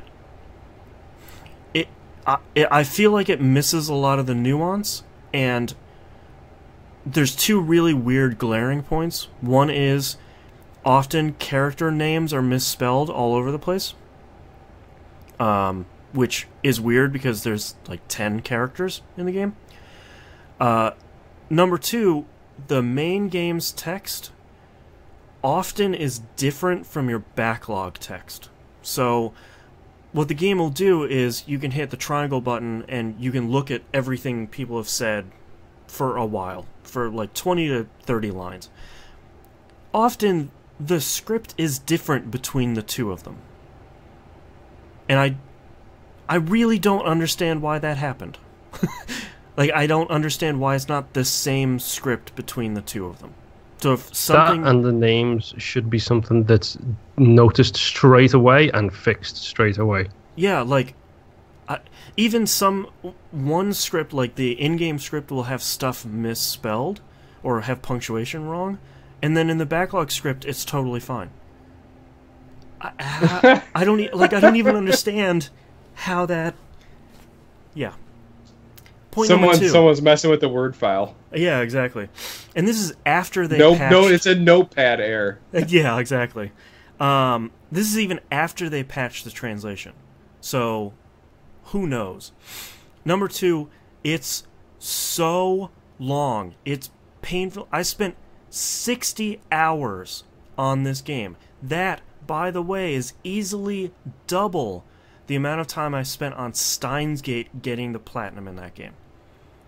Oh, like, wow. It is absurdly long, and so much of it is fine, and eventually you find out that a lot of the fluff in the game serves a purpose, especially when you get to the true ending of the game. But God, it's so long. Like, it's just a slog. And I know this is a really early game. This is before I think this is before they made Steins Gate, or either it's like the prequel to this game that we never got over here, then Steins Gate, then this game. It's just absurdly long, and I think by the time you get to the true ending, there are a lot of... It's a visual novel, so obviously there are twists and turns all over the place. I think the story beats that it hits in the true ending, to make matters worse with the length, I don't think it earns that stuff. So by the time you hit like the real revelations to wrap the story up, it's sort of like, yeah, okay, cool. Can I leave now? A little bit, yeah. Like, it's also like, can I leave now? But it's also sort of like, well, you didn't foreshadow any of this stuff, so I sort of feel like it came out of left field, and I'm not entirely sure I care that much, which is kind of a bummer.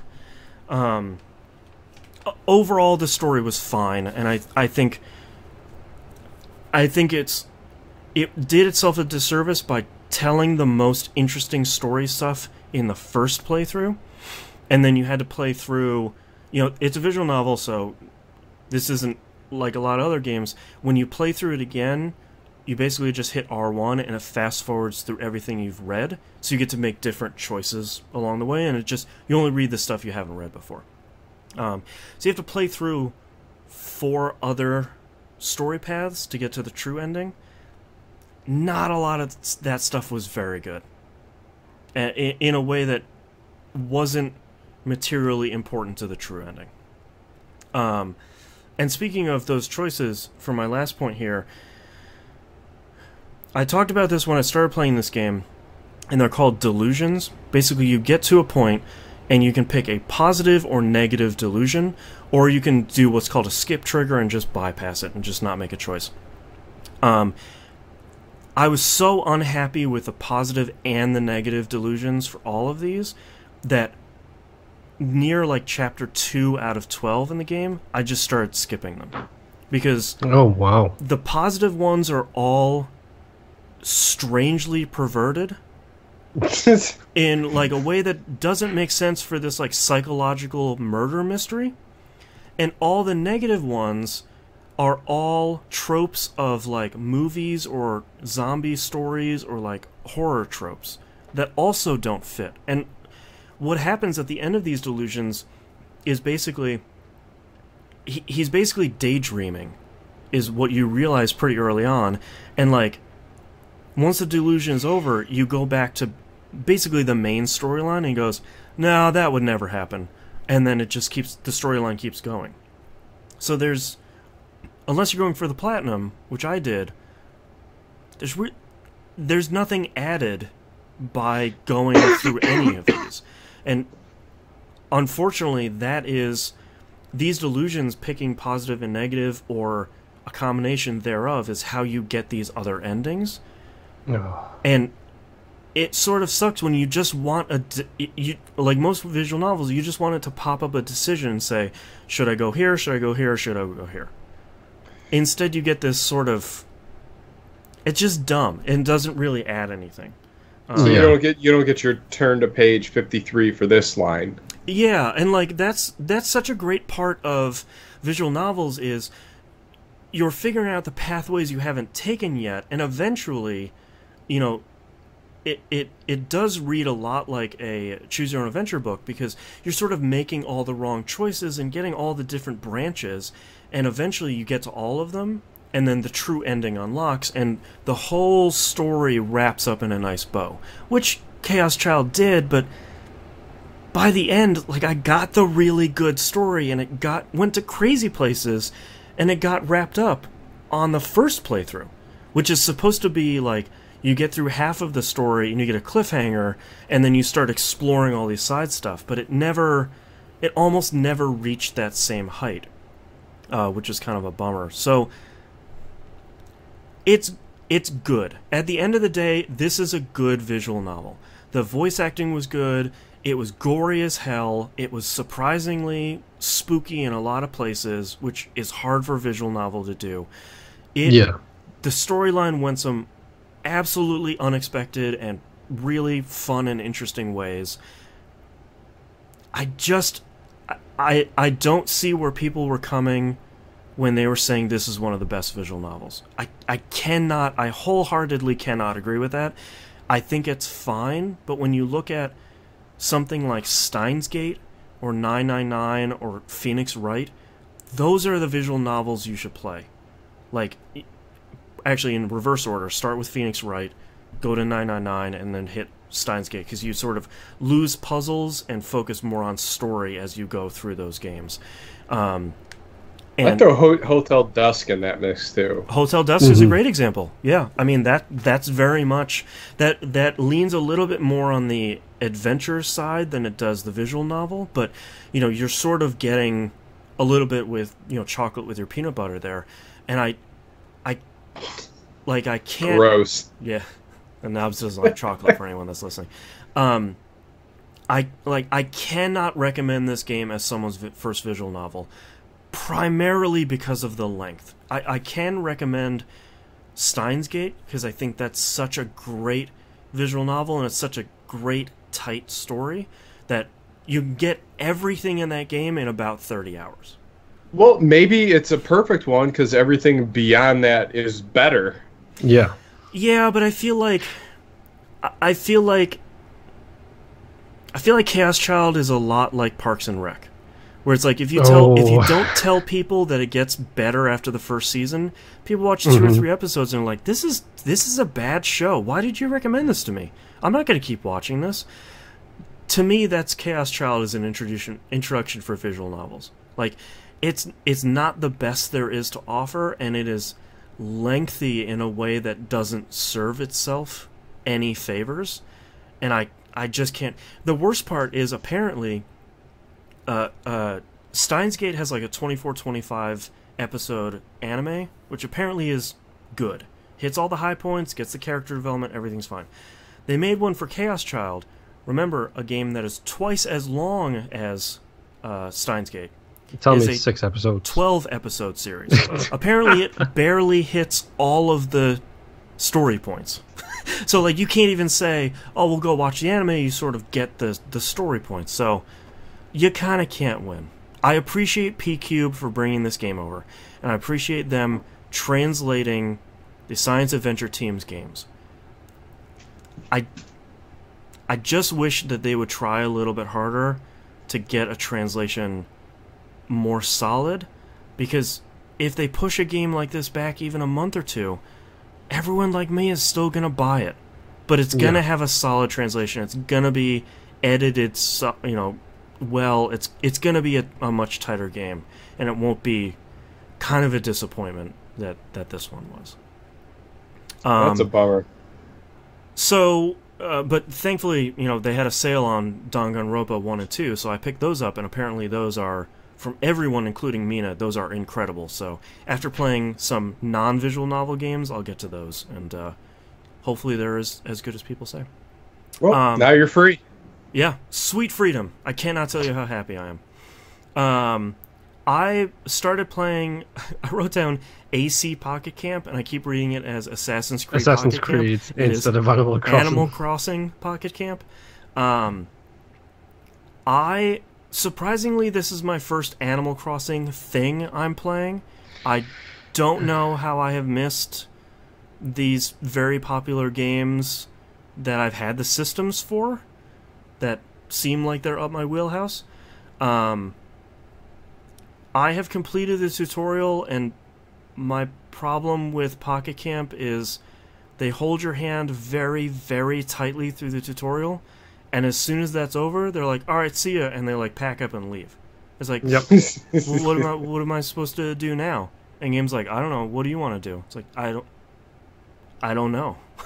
Like, I'll visit my friends, I guess, and build furniture, I think. So I'm going to spend a little bit more time with it, but it seems like people that liked Animal Crossing are liking this because it's a mobile, stripped-down version of that. Mm-hmm. But people like me that didn't play it aren't enjoying it because it's a mobile, stripped-down version of that. It seems like I missed like Animal Crossing 101, and suddenly somebody threw me into Animal Crossing 451, and they're like, here you go, it's more Animal Crossing. And I'm like, cool, I'm gonna fail this class.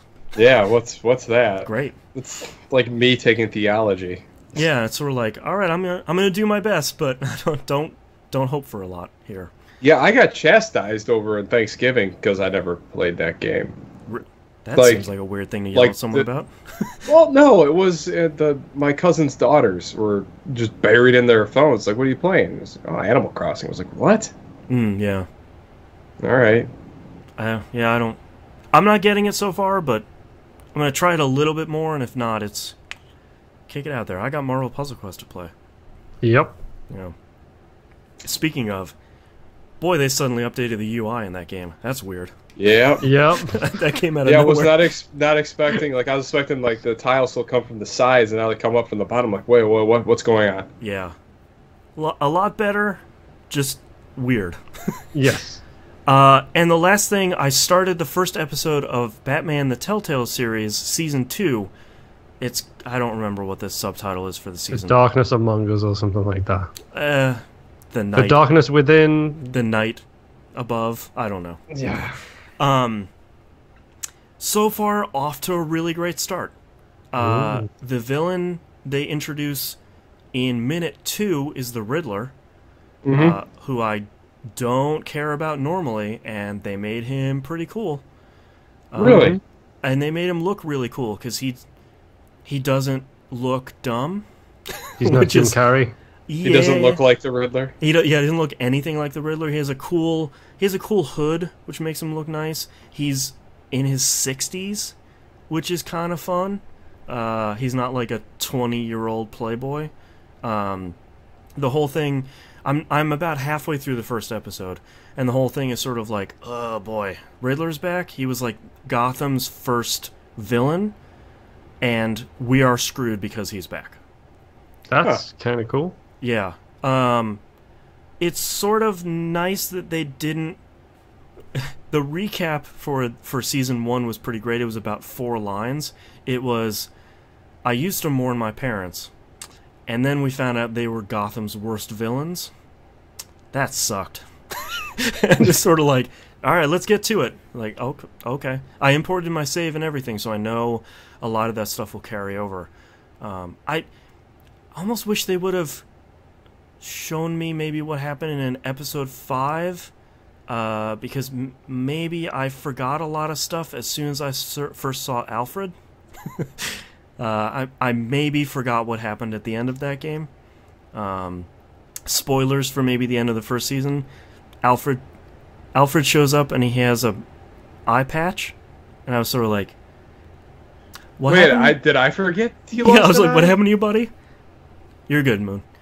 So it's sort of like, okay, I know some stuff happened in episode 5, but maybe I needed more of a refresher for that one, because I can put the pieces together what happened, but I don't remember the specifics, and I just played those like 4 months ago. So, yeah. But they introduce Amanda Weller right off the bat. So her and Commissioner Gordon are fighting immediately. As in Suicide Squad Amanda Waller? Yeah. Okay. She's part of the agency. So, and it seems like the game immediately has you pick a side. Commissioner Gordon is like, look, man, you need to help me. Like, I can't retire as a beat cop, and they can make that happen. So you're sort of trying to play nice with everyone, and it seems really good. And I keep seeing reviews of like episodes 3 and 4, and people saying like, hey, Harley Quinn doesn't suck, and it's like, well, now you're saying the right stuff. And they're like, I'm excited for episode 4, and it's like, what? Come on, man, why is this good? And it was I can't believe the first one was good. Yeah, and it was like $11 for the season pass, and it's like, all right, that's the right price. They just came out with episode 3, so I should be able to sort of play this. I'm not going to poop socket or anything. I'm going to play it sort of. I'm going to play through the first episode, play something else a little bit. But shockingly, I am excited to get back into TellTale Batman, because the first season was good, and this one seems good too. Damn it. That reminds me, I gotta finish up TellTale Guardians. Do you? I do. You spent the money. But do you? I do. I think episode 4 just came out. I don't think it's done yet. I still haven't played 3. Yeah. Yeah. So, yeah, I'm excited to play more of that. And hopefully Life is Strange Before the Storm comes out in, like, the next 2 weeks so I can talk about it in our top 10. But wink, wink, nudge, nudge. Yeah, but is the last episode making it this year? They're saying it's slated. It was like 6 to 8 weeks between episode 1 and 2, so it might be like right under the gun, but man, it's been a pretty good year for point-and-click adventure games. Especially, I think, because we played Oxenfree this year on Game Club, so... Yep. Yeah. Oxenfree came out on Switch and iOS and Android this year, too. So, you own a device you can play Oxenfree on. Go do that. But that's all I've been playing. So let's take a break. Hey, we're at an hour 45. Yep, I'm going to run the bathroom. I had to go. I couldn't hold it anymore. No, you're good. All right, I'm going to cut one of these questions here. Sorry, Jimbo Jangles. I will save that for next week. Ugh. Good thing I don't have any news stories this week. Oh, Multiverse Edition. What does that mean? We'll talk about it. I made sure to pull up the press release so I get the facts right. Oh my god, that was a good game. I didn't expect that one to be as good as it was either.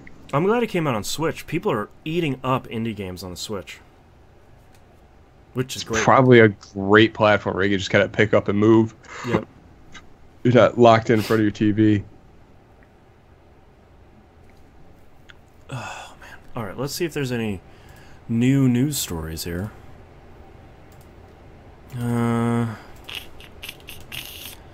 Nothing. Oh, this week in games. Let's see if I missed anything. Oh, I don't care about that. I don't care about that. That sounds dumb. I don't care about that. Don't know what that is. Care about that. Oh, I did miss something.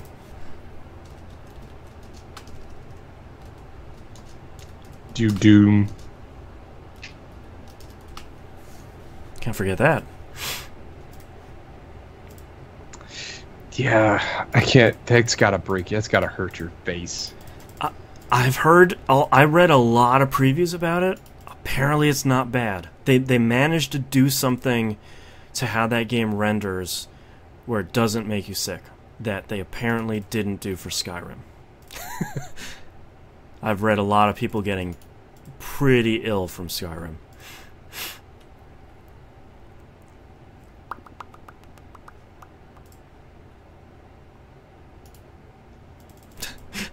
Here's this person writing on Kotaku. I, for one, am completely sick of Switch ports. I bought a new console so I could play new games. It's like, man, Nintendo can't seem to win. Either you buy a console that only Nintendo games come out on once a year, and you're unhappy about that, or some of the best games, like Skyrim or Axiom Verge, come out to this mobile console that you have, and you're not happy about that either. No, the whole industry's jaded right now. Oh, it's so terrible. I'm sick of the internet. Well, it's jaded because everything's been good. Like, that's the problem. Yeah, it's like 2017 has been too good, so... It's so good, everything sucks. Yeah. Ugh. Alright, I am ready to start whenever you guys are. Give me 1 second, let me get rid of that. It is starting to get late for you guys. Yep. Oh, school night and all. Yeah, yep. I gotta poop. Alright. Wait, hold on, when anything else? Hold on. Really? When did you get in here? Get out. Oh, okay. No, come here. Run away. Come here. Yeah. Come here. Okay, that comes out on... Okay. Dimebag asks, do any of you guys play horror games? No, because I'm a chicken. Moon played Resident Evil 7 this year. He liked that one. I haven't been in the mood for a good horror game. Granted, there probably hasn't been one that's really caught my fancy in a long time. Yeah, like one you look at and you're like, oh, I've got to pick that one up. No, everything's always like in in houses or post-apocalyptic. I like space horror shit. Yeah. I want the infinite blackness of space to terrify me. Yeah, I need to know that there's no recluse getting out of the ship. Yep. I am but a speck upon the stars. We're all stardust. That's right. Except his older brother. That's gold dust. Stardust. Alright.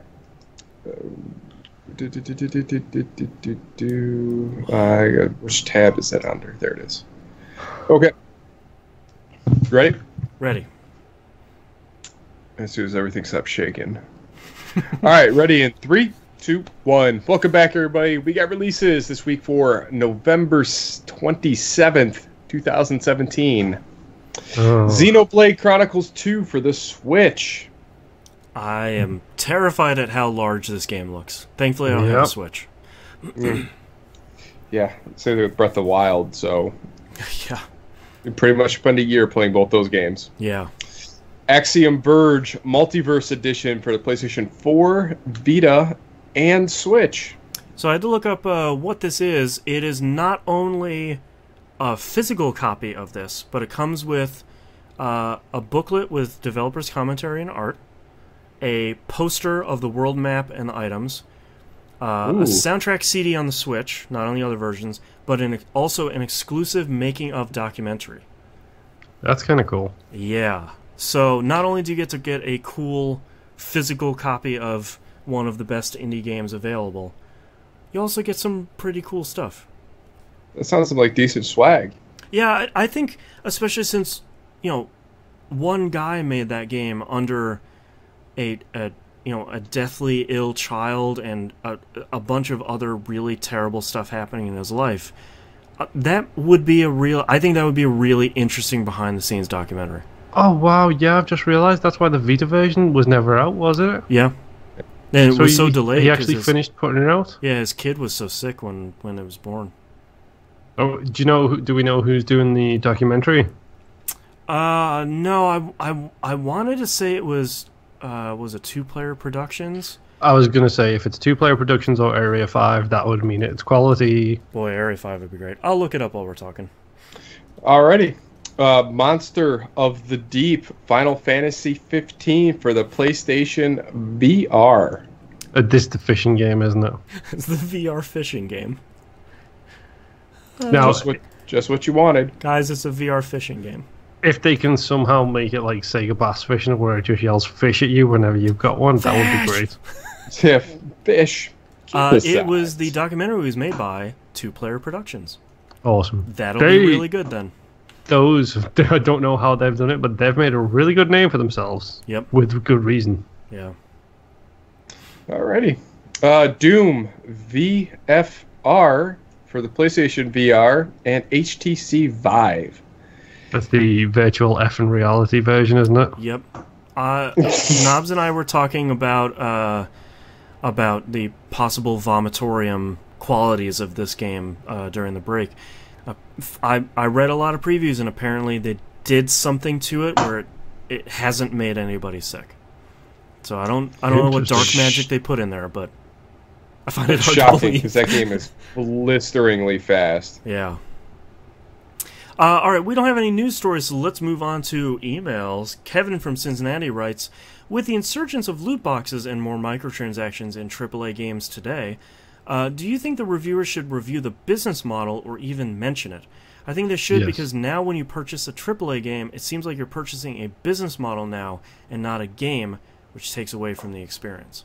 He has a bunch of other stuff here that we'll hit on in a minute, but I think sadly, kinda, yeah. Yeah. Their job is to review a product. Inform.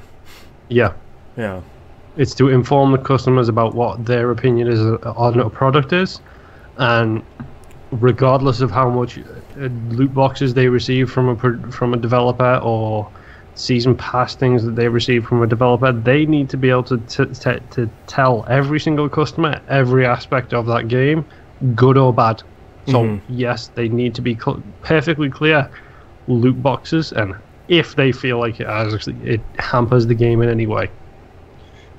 I mean, it should almost be distilled into the rate of unlocks. Like, is this a paid unlock, or is it an earned unlock?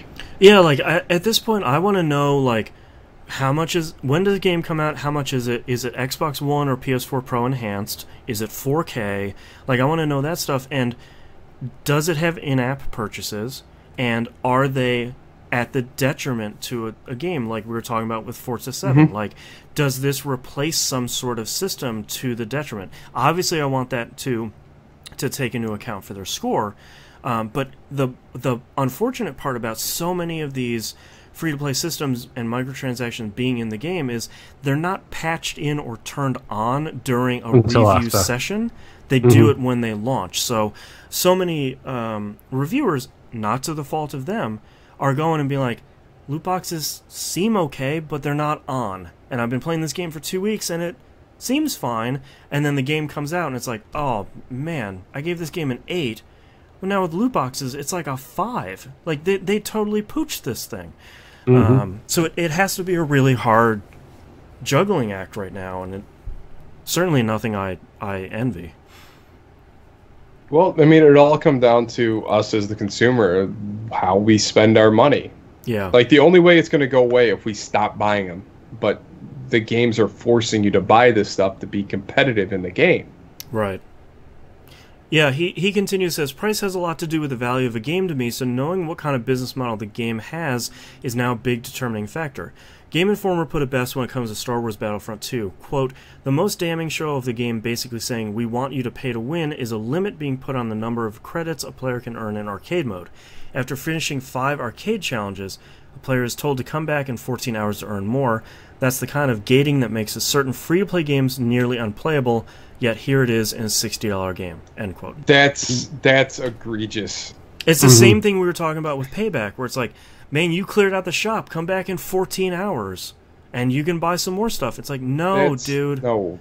This isn't me putting my phone down to go back to work. It's, like we said in part of the, actually pre-show before we went live, this is our primary hobby.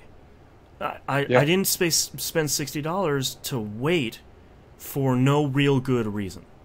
Yeah. Right. And that sucks. So he finishes here. What do you guys think? People gave Dead or Alive 5. A lot of crap for selling costumes, but at least they had the decency to let you buy them outright instead of stuffing them in loot boxes. Thanks for doing the show every week. I think the most important difference between DOA 5 is they were legitimately cosmetics. Yes. You bought a $60 game, you got all of the characters, and all the costumes in the game. Yeah, all the like default costumes, and which are like 15 per character. Yes. You didn't lose anything by playing any of the online or anything. It's just if you wanted all the ladies to dress up like Santa, it was $5 a pop. And a lot of people would look at like, here's Season 6 pass for Dead or Alive, it's $150. And it's like, that's a lot of money, yeah. But you don't need it. And like you said, they're not in loot boxes.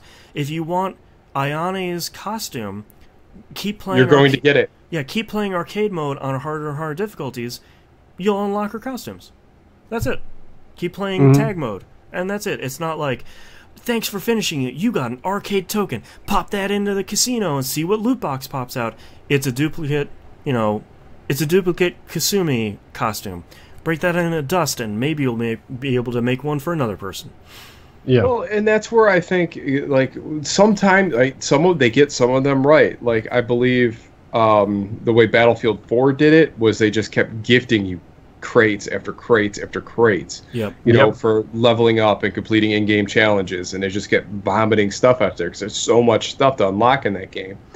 And the way Gears 4 did the cards and the extra skins in that game, that even you can use your scrap or your duplicates to create more cards. Right. Like, you don't have to spend the money. Right. And I think the hard thing that we're finding out now here in the second half of 2016 is 2017. Thank you. Whew. All right. I think what we're finding is when those systems are tuned correctly, they feel fair.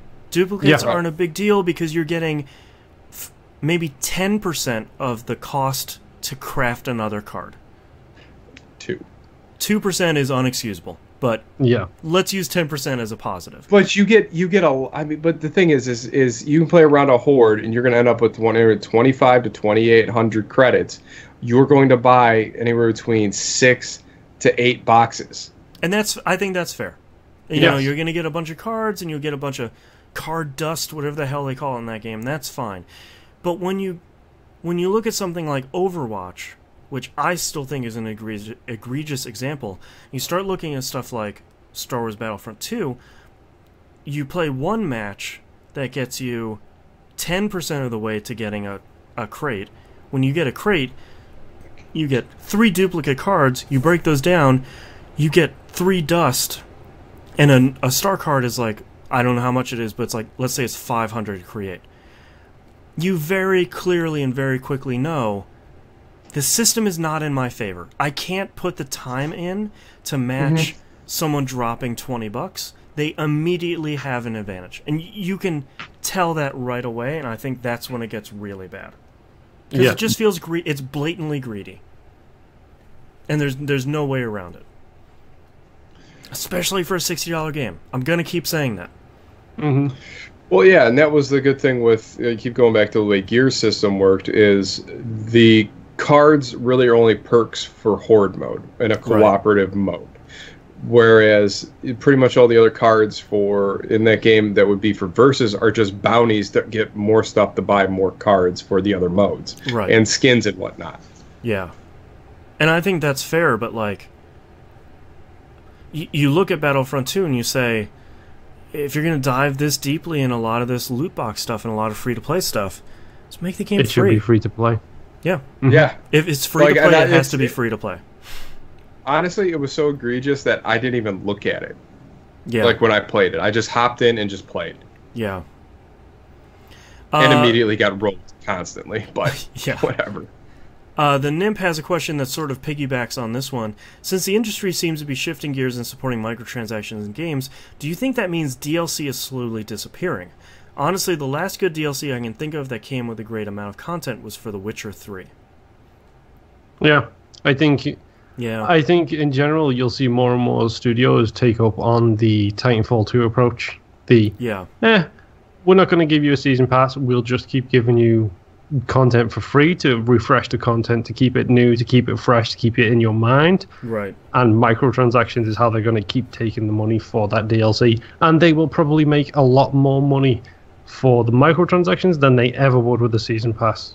And I mean, that's sort of what you hope for something like Battlefront 2, where it's like, all right, if I paid the $60 and I don't buy any of the microtransactions or any of that stuff, what's up?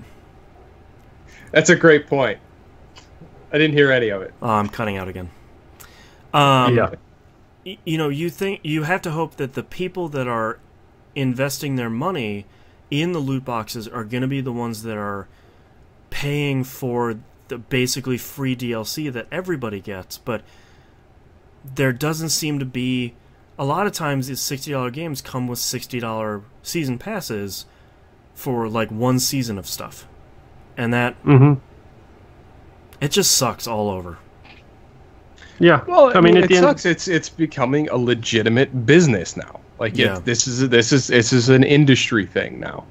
That as soon as you realize, like, the game isn't the product, the game's the vehicle. We're the product. Exactly. Yeah. The worst thing for me is the people who do pay for these boxes, the people who do sink money into that kind of thing, especially with things like Battlefront, with Payback, with whatever the examples you want to do, they're not paying for my DLC down the line. I know they're not. They've already got that budgeted before the game even comes out. They know exactly how much they're going to spend on that. What they're paying for is an increase in stock value. Yeah. That's it. But and the hard thing is that if they just make a good game, people will gladly throw money at it anyway.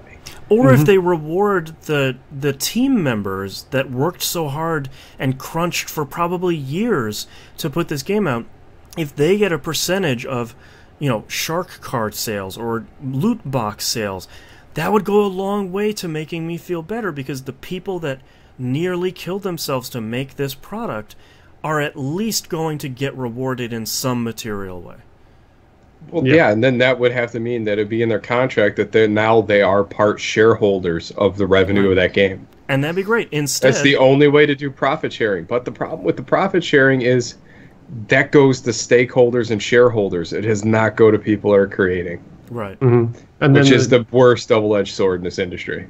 But then on top of that, the additional problem you then have is if developers start getting, like the crews themselves, the people who deserve to be paid more, if they start getting a share in it, then right or wrong, legitimately or illegitimately, they will be blamed for a game having microtransactions in, because the developers, the staff want to make more money. Whether they do or not, whether it messes with their artistic vision or not, they will be the ones who get blamed, not the publishers. Not the EAs, it will be the individuals. And we all see what happens when individuals have issues on the internet these days. Yeah. Oh, yeah. Yeah. It's a bonfire. Yep. I mean, that's the hardest thing with the internet is there's such a level of anonymity that you just treat people like garbage. Yeah. Which sucks. Yeah. Well, that's our Super Bummer episode this week. Hey, way to end on a high note. Welcome back. Stands out the room, this one. Yeah. If you'd like to visit us, you can do so at tvgp.tv. Email us tvgpfans@gmail.com. Tweet us at tvgp. The link to the Discord server and all the other links are on the right-hand side of the page. And don't forget to join us for our game nights. Monday night, 10 p.m. EST on the Xbox One. It might be Horde. It'll probably be Left 4 Dead 2. But if you get there early enough, we'll play some golf. Tuesday's Rocket League, or Tuesday's Destiny, I think. Or we kill that one. I'm not playing anymore. I don't know. All right. Well, hey, the night's free. Send a message to Discord. I'm sure somebody will join you. Yeah. And then for the rest of the week, come find us, play games. We're probably going to be playing a lot of Horde now. Yeah. Because they updated some maps, made some cool changes. It's beautiful. The cards go up to 20. I need to fill up those bars, sir. Yeah. Oh, wow. Patreon.com/E1M1 to support us every other month. You guys can vote for what we play. The randomizer will come up with 3 games, and I will present them, and you will vote on them. That's on top of all the free stuff, not free stuff, behind-the-scenes stuff and the early access stuff you get, and the live streams and all that good stuff. Patreon.com/E1M1. You can follow us, twitch.tv/E1M1 Network, that video game podcast on YouTube. I think that's all the plugging and shilling. We'll see you all next week. Laters. See ya. I feel like Bummer Weeks don't give us a ton of great titles. Moon, prove me wrong. Okay. Hey Luke, Han Solo was unlucky. Probably one of my issue-ins. I'm not saying I'll enjoy it. I tend them rabbits, George. Yep. Waiting for the butt to drop. CSI Magi, Notepad Error, Assassin's Creed Pocket Camp, and The Night Above. We made it to Wave 3, which is just really good delivery from Knobs. Han Solo was lucky, and White Dude number 330. You said White Dude number 330. I think Boston I did. Boston did about Tyler from Payback. You might have stepped away, Knobs. Oh, yes. Sorry. No, that's okay. Hey man, when you gotta go, you can't just hold it in. Yeah, I drink of water at a liter at a time. I mean, it catches up to me every once in a while. It's gotta go somewhere. Yeah. The kid needs to work. I don't know if I feel super strongly about any of them. Assassin's Creed Pocket Camp is kind of funny. No pet Considering error. the end tone of this episode, I'm not saying I'll enjoy it. It's pretty great. That's not a bad point. Not Same. I hope you guys play Shadow Warrior 2 just so you can hear that line. It was delivered so well. Yeah. It's a reference. It's a reference I never saw coming. Yeah. I'm okay with I'm not saying I'll enjoy it. Because that was specifically Nobs talking about Battlefront 2 multiplayer. Yeah. I mean, I'll play it. I'm not saying I'll enjoy it. Alright, I'll circle that. Wait, I said that? Yeah. Yeah. You said, if you want to play some multiplayer, send me an invite. I'll play it. I'm not saying I'll enjoy it. Yeah. Alright, starting in 3, 2, 1. This is That Video Game Podcast, episode 527 for November 27th, 2017. I'm not saying I'll enjoy it. I'll try. No, he won't. What's going on with the Chuckle Sisters over here? Did I cut out again? As soon as it went all tinny. As soon as you started talking. God, this computer. It's killing me, man. Again, I didn't hear a word you said. Thank you, everyone, for watching. We'll see you next week. Bye.